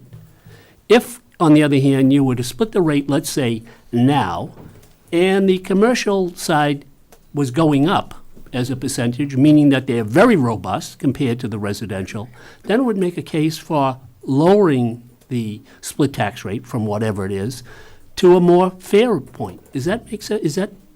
Am I using the numbers wrong, or is that No, correct? It's a rationale that's not unheard of. In terms of commenting on it, the facts are the facts. I mean, you cited the years, and you can see the CIP doing what it's doing and the residential doing what it's doing. That the CIP isn't growing nearly as fast as the residential. That's just. All right. And not particularly, this is directed to you, but it was also discussed, and again, excuse me, Pat, but I'm bringing up some points that, they made their presentation, and I'd like to counter some of them. Well, I guess I would just, advise you that I think as any board that would hear a public hearing, we shouldn't begin deliberating and making our decisions until we've heard the entire. I don't think I'm deliberating. I'm just presenting an alternate view of the facts. Okay. It was discussed, and it was discussed frequently during the committee meeting that we had, and frequently said that, well, if you split the tax rate, let's say for an arbitrary number, it saves $200. Next year, they're not even going to think about it. The taxes went up, it didn't exist. It really doesn't matter whether or not they think about it. It is a real savings in their pocket. If you took the $200 and you put it in the bank for 20 years, at the end you'd have $4,000, and with the present value of money, it would be worth even more than that. But the fact that they don't realize it, or the fact that taxes are going to go up every year, is not a valid reason of not doing it, as far as I'm concerned. It is a savings every year forever, as long as you don't change you don't change that split rate up or down. If you change the split rate up, then their savings are even greater. If you lower it, then their savings go down. But it is a direct amount of money which their taxes are not. When people talk about their businesses and they can't afford the taxes in town, I sit back and I kind of look at the fact that there are hairdressers in Lowell and Billerica and Bedford. There are convenience stores, there are gas stations, there are accounting offices, that most of the businesses that you might find in services, there are retail stores that you find in Chelmsford, they're also in those towns. And those businesses are not pulling up and going on anywhere, as far as I can tell, that they're, viable businesses. Now, those towns have a split rate of 1.75, which I think is beyond what anything Chelmsford might do. But those businesses go on and they flourish. So, a lot of the dialogue that was brought to us tonight is very fair, but it's mostly from anticipation of what will come about if we do this. But the Tax Classification Committee did a lengthy study, and they could not prove anything, absolutely one way or the other. And they tried. They brought in people from both sides, did a great job examining other documents, asking you to do report after report after report. None of it could prove emphatically with data that splitting the tax rate is harmful for any particular town. Now, I went to the meetings, and others went to the meetings, and listened to the meetings, and trying to hear something directly about that, but nobody could. We get the reference of other towns. Other towns are not Chelmsford. We are an island unto ourselves. We look at the towns closest to us to anticipate what they do and what we might do, because we're an island, but we're in this little sea all together. And what happens in 1995 and what happens in 1998 or 2000 is not what is the world today. Perhaps the split tax rate should have been done 10 years ago. You know, there are people who argue that, well, if the tax rate is split and people have to pay more taxes, then better businesses with better business plans might come about because they know how to survive in an atmosphere where higher taxes are just the norm. Again, I don't have any facts for that, but it's just as valid an argument that you're going to drive everybody out. And that's one of the reasons I said if it's possible to come to the board twice a year with some sort of feel. You know, the tax classification study is a watermark in those kinds of studies. No town, no city has ever done a study like that. And it will become the de facto standard for any town that is trying to do this kind of thing. They're going to model it after that report. And so again, you know, you congratulate these people. But again, in the end, they couldn't come down really one way or the other than to say these are the legitimate reasons of why you can do it, and one of which is what's called the political reason, that you just want to do it. But there are other reasons that Chelmsford fits the mold of. And one is that we are paid, the residential side is now paying more as an aggregate than the business side. And that is a legitimate reason to try to bring that to parity. And as years go forward, if the tax rate is split, to go back the other way. It just makes, you know, all the sense in the world. So the person who suggested that, I think it's correct. I just think picking this year is wrong when you're talking about the levy share of businesses down to 17.91. I think realistically it should be back around 2011 is where the base year should have been. So, anyone else? I think, you got more people now coming to the mic. That's fine. Same people coming to the mic. Just Max Ward again, just a point of clarification, you're right on.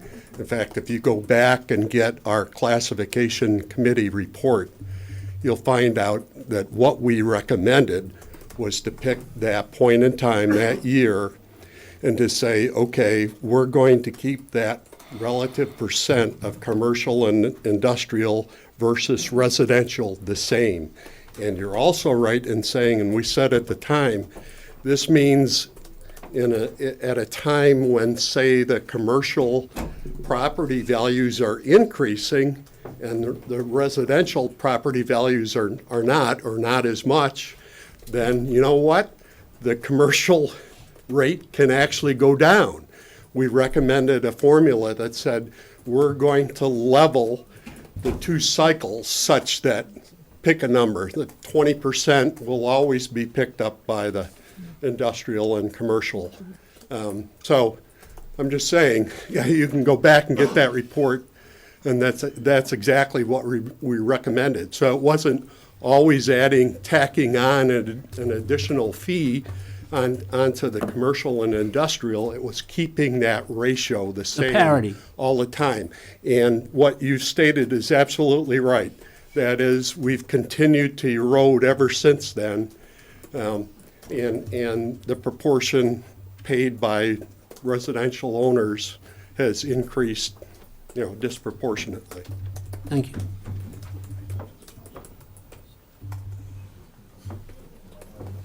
With all due respect to the previous speaker, I'm Glenn Thorin, Precinct 5. I did a complete analysis of the report with which Max was involved with. The mathematics in the report was completely wrong. The way they were assessing properties was at the sale value of the property at a time when the internet bubble was expanding. So they were looking at the values of properties that were being sold way above the market value as properly assessed, and looking at that entire equation incorrectly. And that's one of the reasons why the Selectmen did not support the recommendations, because the math was wrong in that report. So I'd be happy to debate Max about that improper math at any time. You're wrong. No, actually, I'm right. So the other thing I agree with Selectman Diggs on is you said that increasing and splitting the tax rate would be unfair. So I agree with your statement on that. So I think looking at, the fundamentals of it, if you were to look at maintaining a levy share like we discussed, going back in time to a year you just happen to like is a hard argument to make, but starting today at year number one, makes a lot more sense, because you can always finagle the numbers going back, oh, I like that year better than that year, and so forth. But if you start at a parity year like this year, then I think nobody's going to object to the choice of the numbers for keeping the levy share equal. And I strongly recommend you read the report that Max was referring to, and you'll see the same error that we showed Was at that the the time. 1995 report? Was that the 1995 report? No, that was, the 1995 report was prior to that report. Max, what year was that? That was after the internet bubble, which was around 99, 2000, so it was the next report after the year 2000, when they were looking at, they were valuing properties at the sale price, which, because I know this because I was looking to buy a very large building in town, and I offered a number way above the assessed value of the building, and I thought I had the deal closed, and on Monday morning, it was sold to somebody else for a number even above mine. So in looking at the data in the report, it was skewed by the fact that there were a few large R&D buildings that were sold far above their assessed value, and the sale price on a building is not the value of the building, it is the assessed value. And that's what skewed the conclusion, so they were incorrect. Sam, could you come to the microphone? What year did the state mandate that values had to be established at fair market value? 1979. 1979. Correct. So saying that... It's a precursor to 2.5. So after that, there was no overinflation of values, was there? Or there shouldn't have been? Well, Mr. Chairman, you're in politics. You understand how the system works. Something changes in 1979. It doesn't follow that on the very next day everybody's doing it correctly. Okay? It takes a long, long time for these things to shake out. And as recently as 5 or 6 years ago, the city of Lowell was not following the prescribed regimen of the Department of Revenue for doing cyclical valuations. So it takes a long time for 351 cities and towns to come into line with whatever the regulation requires. So How long have you been in an assessor? about 10 years. When did Chelmsford become in line, do you feel? Before I became an assessor. So for a long time. For a long time. Without, I'm going to be very careful, Mr. Chairman, because as I said before, as an assessor, I don't want to get into what could be considered a political discussion on the subject of tax classification. But what I would like to say is that when I was on the Board of Selectmen in 2005, and we took a look at the assessment process back then, because the subject was raised by the 2004 Tax Classification Committee, and one of the things that the 2004 committee said at the time was, they said that the commercial property assessments in Chelmsford were chronically and systematically underassessed by about 40%. That was one of their main statements that they made in the report. And the fact of the matter is that was not true then, and it certainly is not true now. And if you follow the description that I gave at the beginning of the presentation as to how property values are determined, and the fact that it is not an arbitrary process, and it is not isolated to Chelmsford assessors sitting in a back room looking at sale prices. That's not how it's done. It is a very structured, data-driven process, and there is tremendous oversight by the Department of Revenue. Department of Revenue Bureau of Local Assessments has professionals in their group. This is their only job. Most of them are attorneys who specialize in real estate valuation. Most of them have tremendous backgrounds in assessment and appraisal science. And I can assure you that every year, Chelmsford's values are certified as meeting the market standard of fair cash value. And that was true back in 2004, it was true in 2005, and it's true today. So there shouldn't be any doubt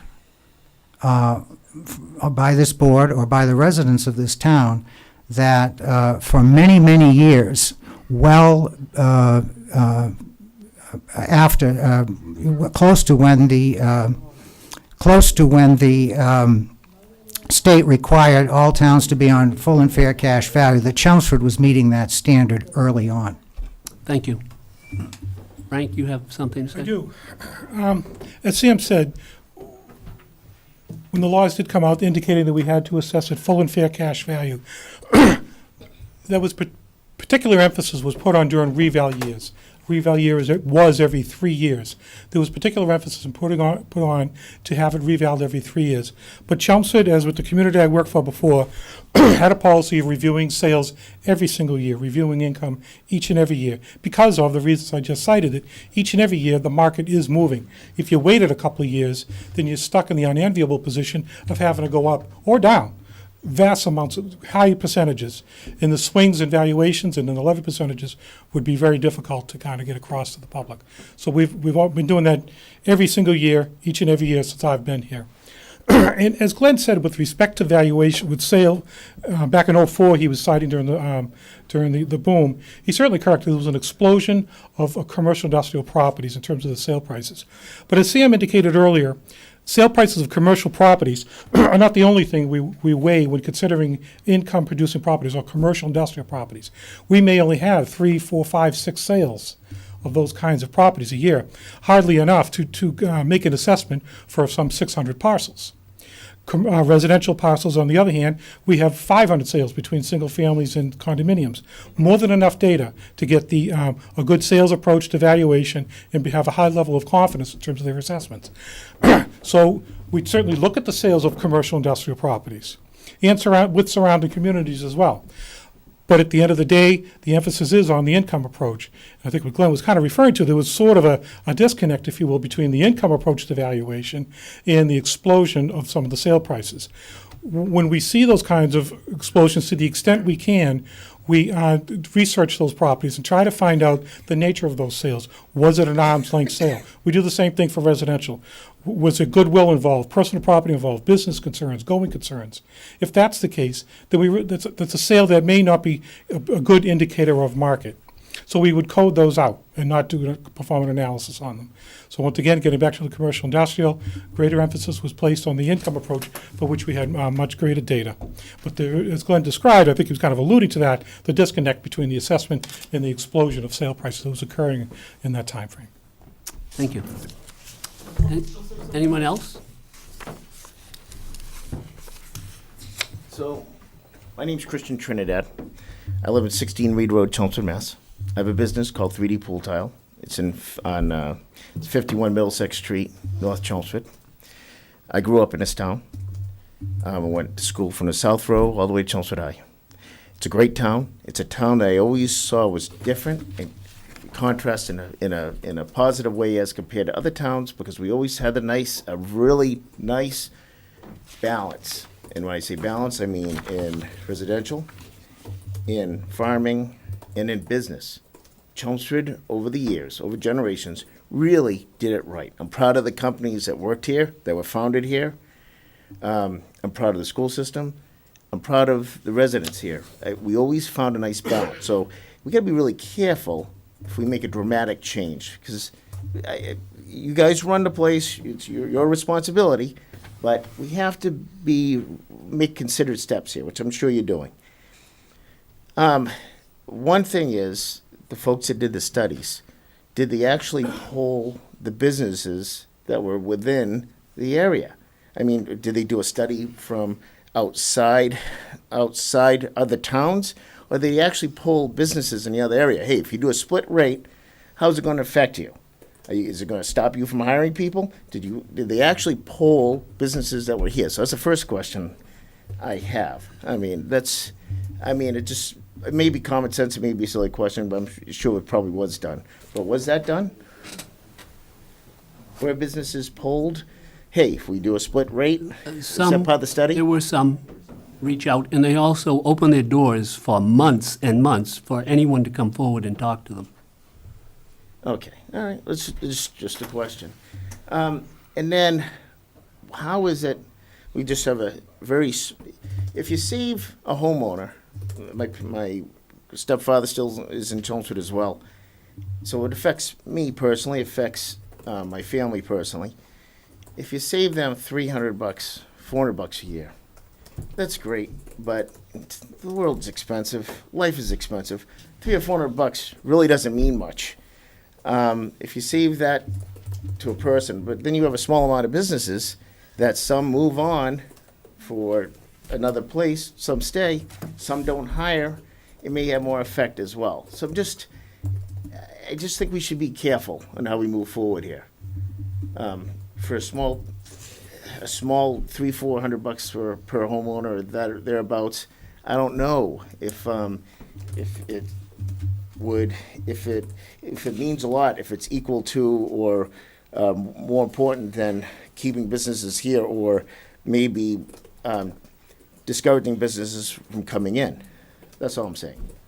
Well, Make sense? all I can say to that is that during the discussions that they had over many months, that question kind of came up more than once. And particularly one member of the group who deals with, let's say, the lower economic level of residents, over and over said that that is significant, that amount of money, to some people in this town. That we are a melting pot, and we have some people who are well off, and we have people who are not so well off. And that amount of money to some people is very significant. Now, I don't know who they are. I don't know who they were referring to, but they were the expert in that kind of field, and they said it was important, and I would trust what they had to say. Okay. So is there any way we can bring more business in so you can grow the revenue from business that way? Is there any effort to go further with that? I think if you listen to the economic development people, they will tell you there's a major effort right now going on to try to do exactly that. And the study? But it takes time, it takes years. Okay, and the split, you don't think we'll work against that, or we'll be okay with that? I don't know, the board will vote on it in 2 weeks. Okay, all right. I'm just been, as I said, lifelong resident here, and I always thought we had a nice balance, and I just wouldn't want something dramatic to change that, that's all. So just step well, that's all I can say. Thank you for your comments.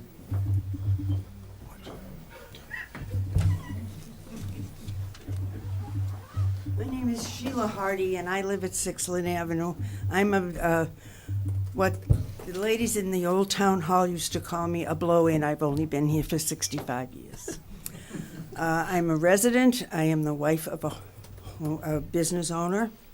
And I'm listening to this, and I'm listening to the percentage of growth in residents and the percentage of growth in business.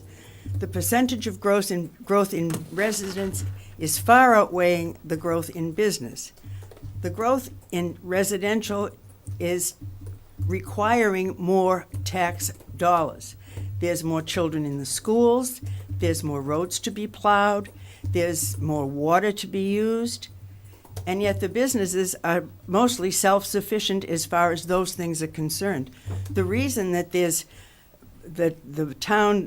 residents are paying more is because there are more. There's been a massive growth of residents in Chelmsford, and the business hasn't stayed up with it. Does that tell you something? Business doesn't want to come here because there's too many residents and too much money on that side, and there's not enough for growth. I think you're looking at the wrong scale. If you're looking at the number of residences that are coming in, look at the number of expenses that are involved with that, as opposed to the expenses of a business. I don't know, I guess I don't know enough about the politics, but I do know that a lot of people in town and more schools and more services require tax money. And if the residents are building more homes and the town is allowing more homes to be built, then you have to allow that there are going to be more expenses, and you can't ask the business people to pay for the expenses that they don't incur and don't use. Thank you. Thank you. Anyone else? No? Do you have a motion to close the public hearing? We're not going to close it, are we? Well, we're going to continue it. Next We're gonna week. continue Make a motion next to week. continue the public The hearing third. to the next meeting. Second. Any discussion? All those in favor? Aye. Aye. I vote.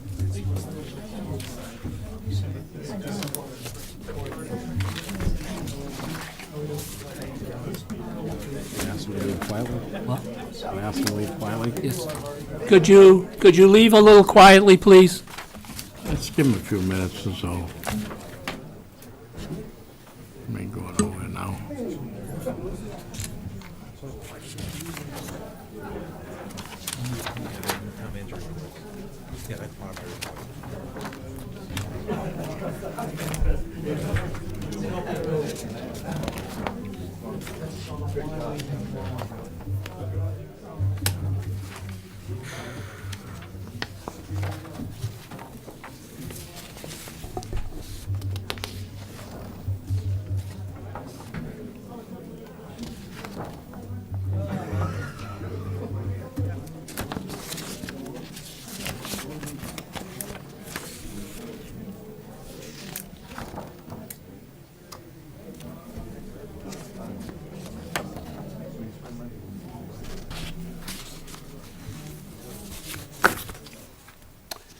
Anyone want to make any wrap-up comments?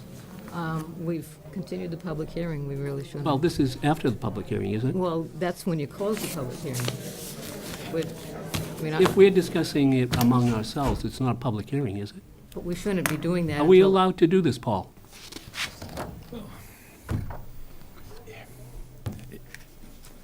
I guess you're permitted within your agenda to return to an agenda item. But you've closed the hearing until, No, we continued it. you continued the hearing until your next meeting, which is a legal hearing, and you don't have another agenda item that speaks to a discussion on the board amongst tax classification. So technically, you don't have an item on the agenda to speak about this at this point. Okay. Yeah, I mean, I think Fine. that's the, you could have had that discussion before you continued the public hearing. You don't want everybody to leave and then have a Well, I don't think we could have talked about deliberating, a vote, or, Well, the board could, Well, the reason we didn't board- is because Pat had an objection to it. The board holds a public Right. hearing, the board members are allowed to speak as part of the public hearing, right? I mean, that's part of the public. but right. not to basically deliberate, and really not even to indicate how they're planning on voting until after you've finished the public hearing and heard all your testimony from all the people that would be speaking during the public hearing. I mean, I think if you were to speak to town council, that's what they would say, that you, Paul and Mike, what's your impression on this? Because I feel like there were several items that came up in the past year where think we we're have been splitting hairs. stifled in discussion because of the same sort of issue, and the lack of discussion time and the lack of I think processing maybe time it's, is maybe you can ask Paul Yeah. Haverty, in Yeah. a general sense, just going forward, about how this kind of thing could be Right, right. treated properly. Right, yeah, you have an agenda item for tax classification. So that we need an incorporates- additional- Incorporates a public hearing. I mean, does it which need to be means the listed public is allowed twice? to speak, to address the Sure, board. But So I think we're splitting at a hairs. certain point, should we have an agenda item that says board discusses? that's What what we they would have do heard. before we vote. Yeah, that's the. But we won't have two agenda items next meeting. We'll have tax classification hearing continued, and then the board will close the public hearing and then cast a vote. I think Much in like if terms the of- planning board has a public Right. hearing on or the Board of Appeals has a public hearing on a applicant, they don't have a public hearing and then have another item on the agenda saying we're gonna discuss the project. It's all part of that one Well, project. would that be considered? That's what I'm saying. I think we're would- splitting hairs. Would that be considered as our discussion, if we have a first and a second and we have a discussion? Then that's when That's when. that will Yes. go on? Well, right, but it's not a separate agenda item, which is why I said you could have had a discussion. So I think we- That was my question, because Yes. the process this year is driving me batty. Right. And I, in terms of actually going through the information presented in this sort of a situation, it is more useful for me to discuss it afterwards than hold on to it for another 2 weeks and try and make sense of the notes and doodles that I wrote as I was listening. I mean, I'll give you real examples. You hold hearings on utility poles, you hold hearings on liquor licenses and so forth. And we discuss You right have, afterwards. you hear it from the public and you have discussion Yes. afterward. That's my point. And we I think, vote. I think you'd be splitting, or you could continue it as well. We've continued utility hearings and other things. I'm saying is I think after deliberation of the board has often continued hearings, like on utility poles, saying, well, we're not so sure, let's get some more input from maybe the neighbors can work it out and so forth. So you're right. We've never, I think we're splitting hairs to say we Okay. can't have a discussion amongst a public hearing. What I'm saying is I think where you kind of caught yourself was the fact that you continued the Continued public it and hearing. released the public. Less. You released the public and perhaps those watching at Right, home. and then that and then feels you kind can't of bring it back. backstabby. No, I totally get that. That feels like. Yeah. You don't that- want to dismiss the public and No, then, no, so I we get learn. And I and get we're that. learning I tonight. get that. So Going for forward. going Yeah, but- forward, Right. there needs to be discussion while the public is. I think we do need to clarify that with town council, we can- how a public hearing should be held. Yes, because it's a long time going forward, and let's get it Well, right. on any topic, Right. like you said, Right. because Absolutely. if we have a discussion, a deliberation that kind of projects how we're gonna vote. 'Cause there were several then what's the- issues that then- had then if I no could finish, discussion. if I could finish, please, then it's almost like, why should the public even come back next time if they know how we're gonna vote? That's why I would, I don't think there was anything said about how we were going to vote. I didn't say it was, I just said if. But I think. It wasn't. I mean, I would say that, given comments on various online forums, they're already placing bets on how we're going to vote. Well, let They them. made that decision ages ago. The point of coming and talking is to try and sway it, or to get their point of view across, which is, that's why we have open sessions. So I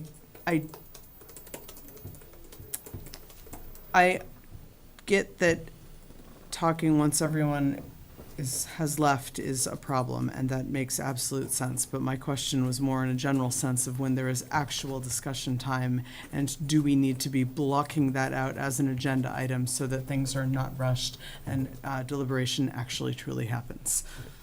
Yeah, I mean, I think it's how the board chooses to hold the public hearing. You could have a discussion amongst yourselves, public could witness that, and then you could open up for public comment on the board's discussion. I mean, you can have a variety of, it's really, Talk it's to not Paul, been done. give But us we'll talk to council and we'll come back with you on Get something. some flavor for Right. going forward, that's all. So I think we're finally to town manager reports. Okay, real quickly, 3 items. One is, we received correspondence that I sent to you by email, but make it publicly known. We have received a resignation from Gail Bowden who's the chair of the Chelmsford Housing Authority. That is an elected position in town. Her term runs through 2022, and in conformance with the state laws, which the town falls under in terms of a vacancy in an elected position, the members of the Board of Selectmen, along with the remaining members of the Housing Authority, will hold a joint meeting to fill that vacancy till the town election.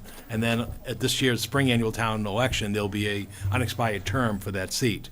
So I've been in touch with David Hedison, who's the executive director of the Chelmsford Housing Authority. He will be, at the next Housing Authority meeting, which I believe is in early December, he will be consulting with the Housing Authority to find out their availability to hold the joint meeting. So we anticipate we'll probably have one in, probably a second meeting in December. How will the candidates come about? We will post notice. We're required, when a position like this becomes available for an elected position under state law, I think it's 4111, we have to post notice 7 days in advance that the position, is open and that people are eligible to apply to the Board of Selectmen to seek that position. And then you take a roll call vote. We've done this on the planning board and How Board of how Health. long will the person serve? Would serve until the town election, Which is? April 2nd, and then they'd have to run for, they or anybody could run for election, for the Going unexpired forward. term for the remaining 3 years of the 5-year term.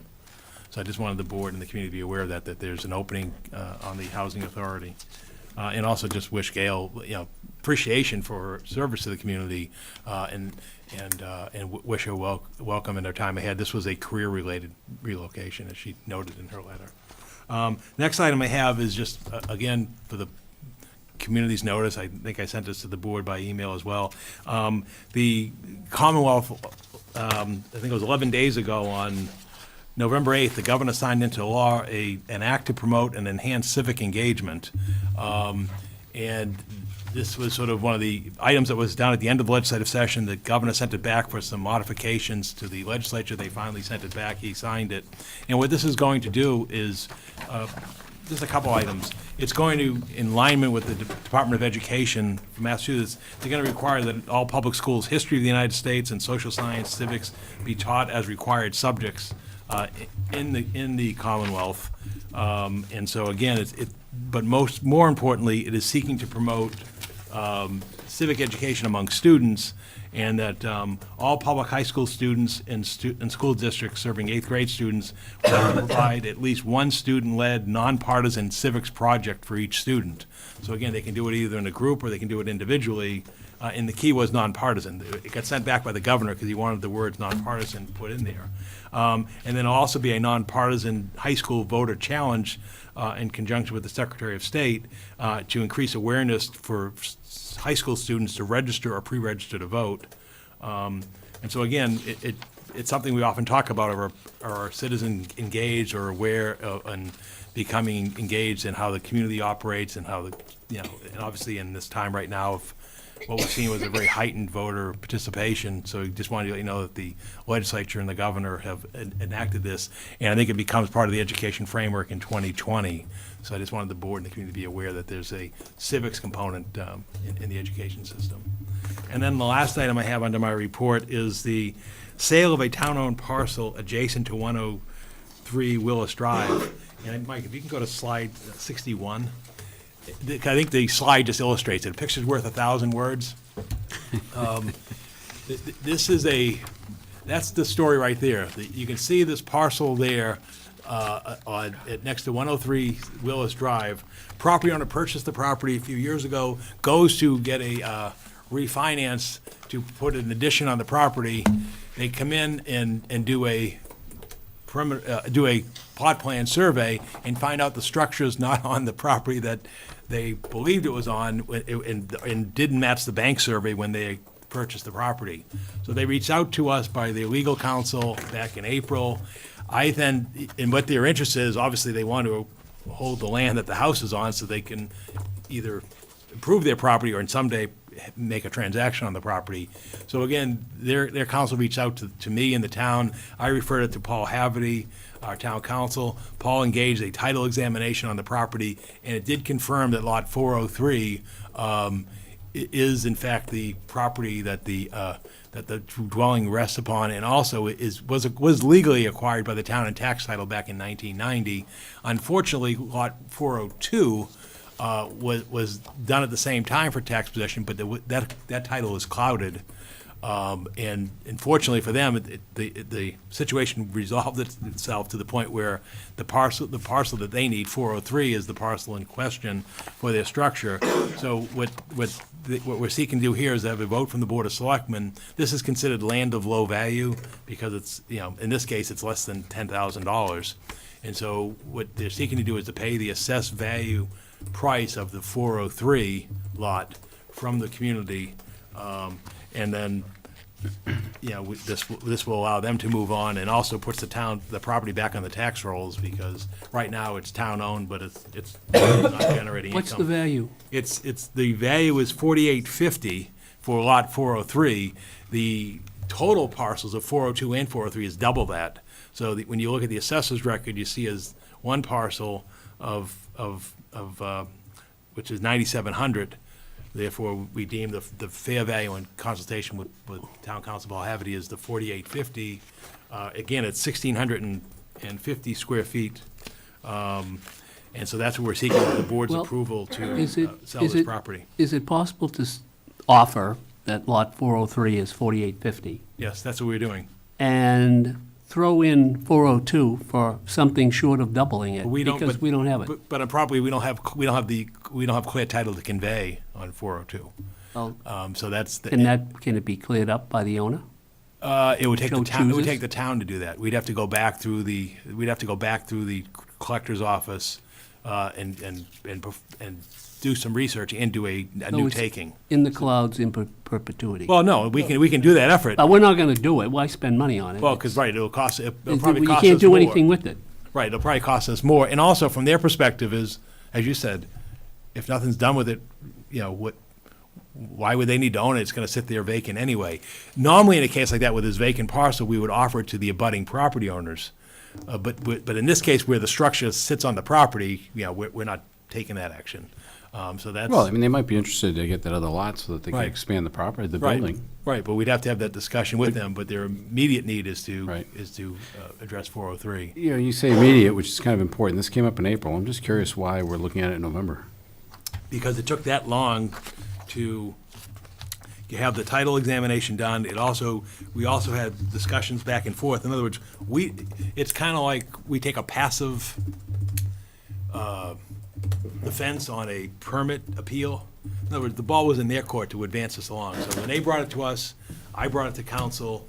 We had the title examination done. We got back to them, and they finally got back to us, and that's why it's moving at this point. So it's reactive, not Right, proactive. so we're reactive. We're not, because obviously it's in their interest to, So was the to convey town this. culpable in this by us not doing due diligence No. someplace back? Well, I mean, the town was culpable back in 1990, not taking the clear tax possession, but the problem is, and if you go back to some of the other slides, I mean, this goes back to old maps and all the 1927. 1927 and so forth, where the one who was ultimately culpable was when these people bought their home, Engineer. the engineer and surveyor who, title, and, this would all go back to title insurance and the whole issue of survey and plans and so forth. So if there's any blame, it sort of goes back to then. But again.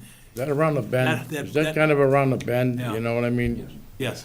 Yes. And you can see the old maps. I mean, it was more of a campground than it was a single family home. So again, So has this deal been It's done been- in terms of agreement with the owner? If we yes, both but I needed parties- to bring it to you for a formal vote and approval, and in order to record a deed. Big grade. Yeah, it's right there. Right, so do we have a motion? Mike wants it back. If I might, Mr. Chairman, this is not uncommon. We have people that approach the town for small parcels all the time, and we had one recently. They approached me 4 to 6 months ago. I did an informal title search and found out that we did take it in tax title, and because of an issue, I had to approach our treasurer, John Souza, and he consulted with tax title, who said, yes, we could sell it, but in order to properly perfect the title, we would have to do it through auction. So we wound up having an auction on that particular property. So each little piece, regardless of the size, may have some intricacies associated with it, and those are the reasons why we still have them on the books. And some of these were done in mass takings back in the 80s and things, and some of them weren't properly recorded over the years. So in order for us to sell them, we would have to correct those issues, get proper chain of title, and then we could sell them. So if nobody's coming forward to ask for those, there's no need for us to expend the money to cure all these little parcels until such time someone does come forward, and then once they do, then we start the ball rolling as So, indicated. in this particular case, can anyone come forward and contest it? No, we don't believe anybody can come forward and contest it, but the problem is they can't go forward and obtain financing because they don't have clear title to the property that their structure's on. And they would be taking a risk if they do any construction without having proper title if they. Well, I'm only looking at it from the standpoint of, someone wants to buy it for $4,800, and they'll sell it to the homeowner for $10,000. No, This is No, a that's the homeowner. homeowner buying it. No, but I'm saying if someone else bought it, they could hold the homeowner. Oh, we Right. could do Up. that. Yeah, but we're trying to be good stewards. Well, that's in what I'm the saying. community. Can Yeah, we're anyone not- else, we're but not could s- anyone else come forward, would have a legitimate No. right to buy it? No. From us, we could turn it down. No, because you have the right under what's known as the statute of land of low value, because it's less than $50,000, you have that right to sell property. To whoever in- we in want? this manner, yeah, because of low So- value. so If even- it's over that, then you have to go through a formal procurement process. That's Always. correct. Yes. So even with the old trust, 2 trustees you said you couldn't find, Right. they couldn't come forward at this point? Okay. So do we have a motion? Make a motion to approve the sale, Second. lot forward. Any further discussion? All those in favor? Aye. Aye vote. Thank you. And then I have a few appointments this evening. I'll just do them in bulk.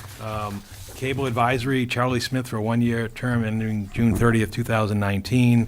Economic Development Commission, Tom Boucher, unexpired 3-year. CCA advisory, not cable advisory. I'm sorry, CCA Advisory. I'm sorry, thank you.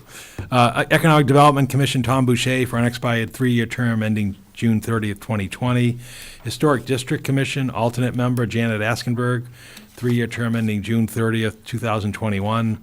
Holiday Decorating Committee, Charlie Smith, 1-year term ending 12/31/18. Puts them on the same cycle, even though it's the end of next month.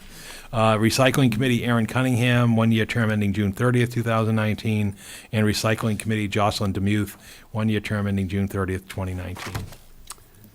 Okay. I'll make, no. Just like to, anyone have any comments? I just have two. It's nice to see Janet get involved in another committee. She's on one already, I believe. She's on Historic Senate District. Senate Village. Oh, Right, District, and right, Center Village. it's nice to see Tom Boucher. I thought he did a great job on the classification study, and I think he'll be a great addition to the economic development team. So, Well, thank you for everybody for stepping up, not just those two. Well- Good job. So I'll make a motion to approve the 6 appointments Paul just outlined. I second.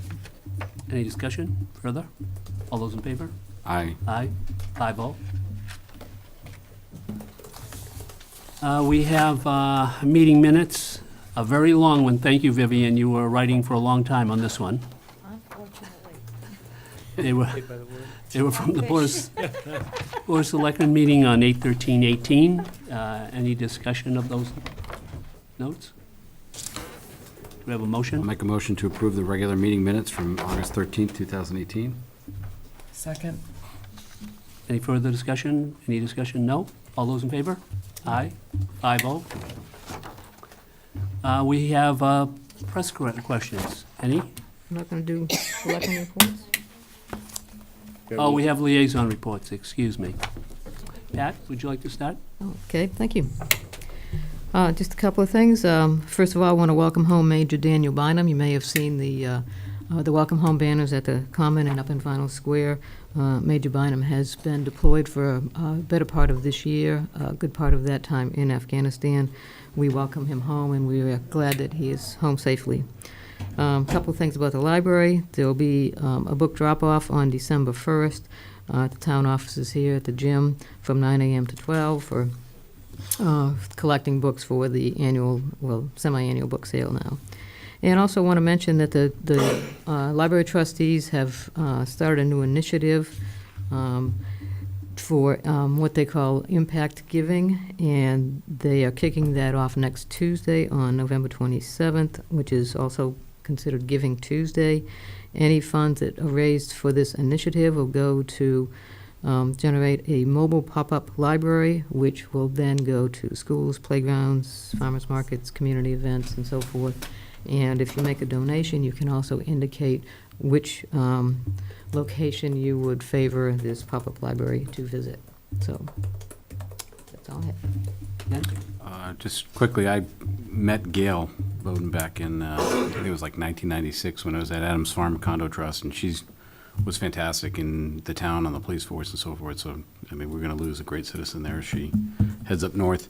As we get home, one veteran, we're now sending off Brian Carey. So he's going in the Navy overseas to Iraq, so we wish him luck and come home safely. And then Small Business Saturday. So get out and support your small business.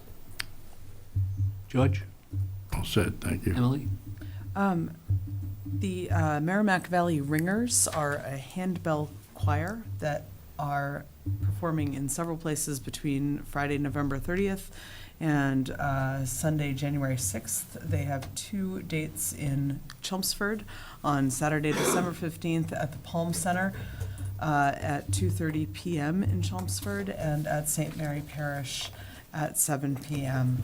I hear the 2:30 p.m. one is a pretty good one for kids, although St. Mary Parish is as well, for, not the teeny weeny ones, but they're excellent. It's an excellent group, and they play beautifully. And so, if you're interested at all, you should go see them.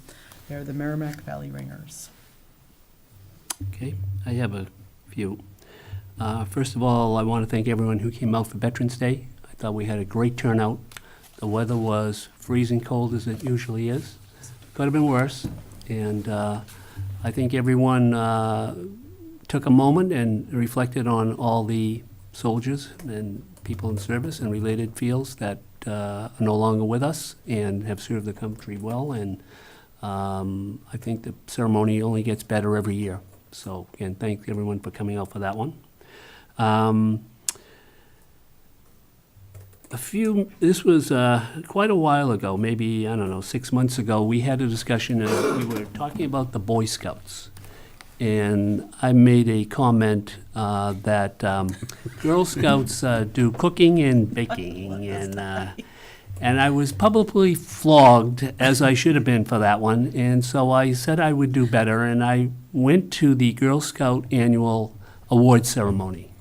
And anyone who doesn't know what they do, their eyes would be wide open, because what they do is equal to the Boy Scouts. And there were a number of recipients, all had done projects, civic projects to help the town in one way or another. And in fact, one younger member was brought forward because they saved the life of a one-year-old child who fell in a pool, which kind of pales what we do here is with what she had done. So again, I apologize for my stupidity, and I would hope that all of you have the opportunity to go to that ceremony in the future. And lastly, I would like to talk about something that I would like to have an agenda item at our next meeting, and that is that the truck traffic on Main Street and Swain Road and Route 40 in that area seems to have picked up for some reason. And a lot of residents are bringing questions forward about that. And I think we should have some discussion concerning that and what's going on. Mike, maybe you could do a little pre-investigation up there to help with that. If I may, Mr. Chairman, I did take the initiative of about a month ago to ask for some updated traffic counts, and they just came in today.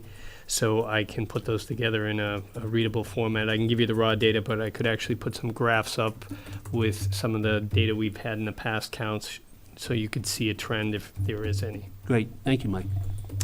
And so I don't have anything else. So now we do have press questions. Any? No? Any from the none from the Sun and none from the Independent? All right. Our next regular meeting is December 3rd. Do we have a motion to close the meeting? I'll make a motion to adjourn. I'll second. All in favor? Aye. Aye. Thank you.